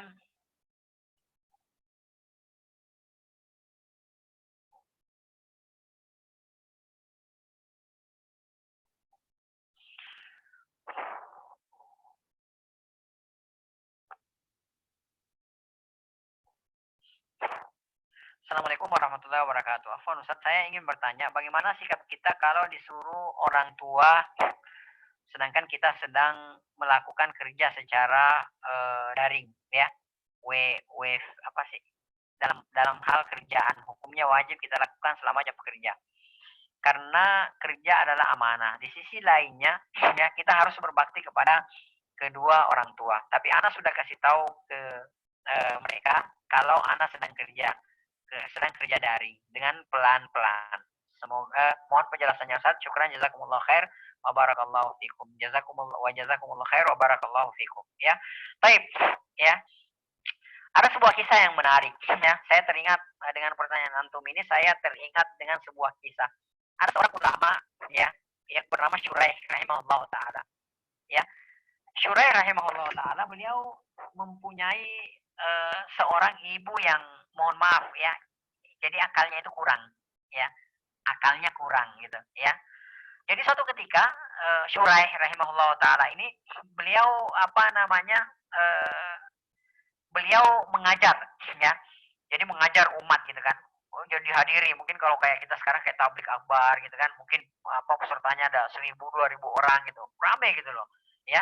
Tiba-tiba ya datanglah ibunya, ya ibunya yang ya mohon maaf yang akalnya kurang ini datang, ya tiba-tiba dari pintu apa namanya tempat beliau kajian itu, ya tablik akbar itu, tiba-tiba ibunya teriak, Syurai, pulang kamu, itu ayam-ayam kasih makan gitu loh, ya. Maka spontan Syurai rahimahullah taala ya menutup kitabnya, kemudian mengatakan kepada para jamaah, wahai para jamaah, ya saya mengajar kalian ya sunnah, ya sementara taat kepada ibu saya adalah wajib, ya maka mohon maaf saya tinggal karena ibu saya menyuruh saya untuk memberikan makan anak-anak ayamnya. Subhanallah, ya. Mohon maaf ini akal ibunya ini kurang loh, ya. Jadi bukan orang yang normal gitu, ya. Semacam ini saja bagaimana kita lihat bagaimana Syurai rahimahullah taala itu mengikuti ya melaksanakan perintah daripada ibunya tersebut, ya daripada ibunya tersebut. Ini bayangkan di hadapan beliau sampai apa namanya banyak jamaahnya gitu kan, ya mungkin sampai ribuan orang, akan tetapi ditinggalkan oleh beliau untuk melaksanakan perintah orang tuanya, ya. Allah taala alam bisawab, ya. Jadi apa namanya jelas ya kalau ditanya mana yang harus didahulukan orang tua, ya karena kalau kita lihat dalam Al-Quran, ya kalau kita lihat ayat-ayat misalnya seperti diantaranya dalam surah Al-Isra kalau antum lihat ya, dan surah Luqman gitu kan, kemudian dalam surah Al-Baqarah Allah Subhanahu dalam surah Al-Isra misalnya Allah Subhanahu wa taala berfirman, ya wa qada rabbuka alla ta'budu illa iya, ya wa qada rabbuka, dan Tuhanmu telah memutuskan Allah ta'budu illa iya, jangan menyembah selain Allah, jangan menyembah kepada selain Allah Subhanahu wa taala, ya. Ini yang pertama. Kemudian perhatikan, setelah Allah Subhanahu wa taala ya memerintahkan kita untuk menyembah kepada Allah Subhanahu wa taala, ya. Allah Subhanahu wa taala menggandengkan setelah haknya Allah menyebutkan haknya, kita tahu haknya Allah Subhanahu wa taala, setelah Allah menyebutkan haknya Allah menyebutkan haknya orang tua. Allah katakan wa qadara rabbuka alla ta'budu illa iya. Yang kedua, wabil walidaini ihsana, dan kepada kedua orang tua ya wabil walidaini ihsana, hendaklah wajib bagi kalian untuk berbuat baik, ya. Perhatikan Allah menggandengkan setelah menyebutkan haknya Allah sebutkan haknya orang tua. Ini menandakan betapa besar haknya orang tua tersebut. Ini yang ayat pertama. Kemudian dalam surah Al-Baqarah, ya Allah Subhanahu wa taala berfirman, wa idz akhadna mitsaqa bani Israil, dan ingatlah ketika kami mengambil perjanjian dengan Bani Israel, ya Allah ta'budu illallah, janganlah kalian menyembah kepada selain Allah Subhanahu wa taala, wabil walidaini ihsana, dan kepada kedua orang tua hendaklah kalian berbuat baik. Lagi-lagi setelah Allah menyebutkan haknya, ya Allah menggandengkan setelah itu Allah menyebutkan hak kedua orang tua. Kemudian dalam surah Luqman Allah Subhanahu wa taala berfirman, anishkurli, ya kata Allah, hendaklah kalian bersyukur kepadaku, ya anishkurli wali walidaika, ya yang pertama bersyukur kepadaku kata Allah Subhanahu wa taala, haknya Allah Subhanahu wa taala. Kemudian yang kedua Allah gandengkan, Allah sebutkan hak orang tua, ya anishkurli wali walidaika, dan bersyukurlah kepadaku dan berterima kasihlah kepada kedua orang tua kalian, ya. Jadi apa namanya orang tua harus kita lebih dahulukan, ya. Akan tetapi kalau misalnya dalam permasalahan ini kita bisa memberikan pemahaman kepada orang tua bahwa kita juga ada kewajiban di kantor. Insya Allah setelah selesai ini ya saya akan melakukan perintah apa yang ibu ya perintahkan. Insya Allah saya akan laksanakan, itu tidak masalah ya. Akan tetapi kalau misalnya dalam kondisi yang betul-betul genting gitu kan seperti itu, maka wallahu taala alam bisawab ya kita dahulukan ibu kita ya. Wallahu taala alam bisawab. Mungkin untuk WA ada.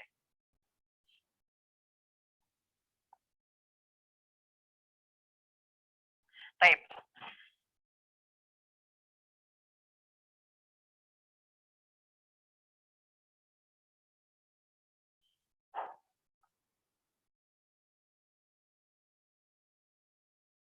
Assalamualaikum.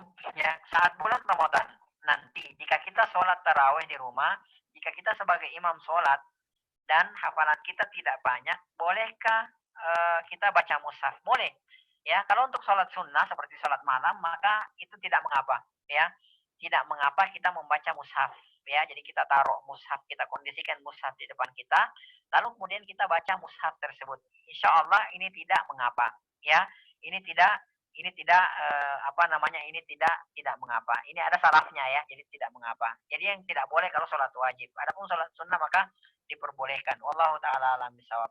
Ya, mungkin ini saja yang bisa saya sampaikan pada pertemuan kita kali ini. Mohon maaf jika ada yang kurang. Ya, sekali lagi yang kurang itu murni dari saya pribadi, dari syaitan dan dari lemahnya ilmu. Yang benar itu semua datangnya dari Allah Subhanahu wa taala. Kita tutup dengan doa subhanakallahumma bihamdik asyhadu an la ilaha illa anta astaghfiruka wa atubu ilaik. Hadani Allah wa iyyakum.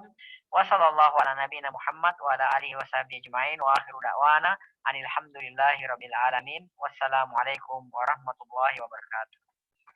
Waalaikumsalam warahmatullahi wabarakatuh. Waalaikumsalam warahmatullahi wabarakatuh. Waalaikumsalam warahmatullahi wabarakatuh. Izin live.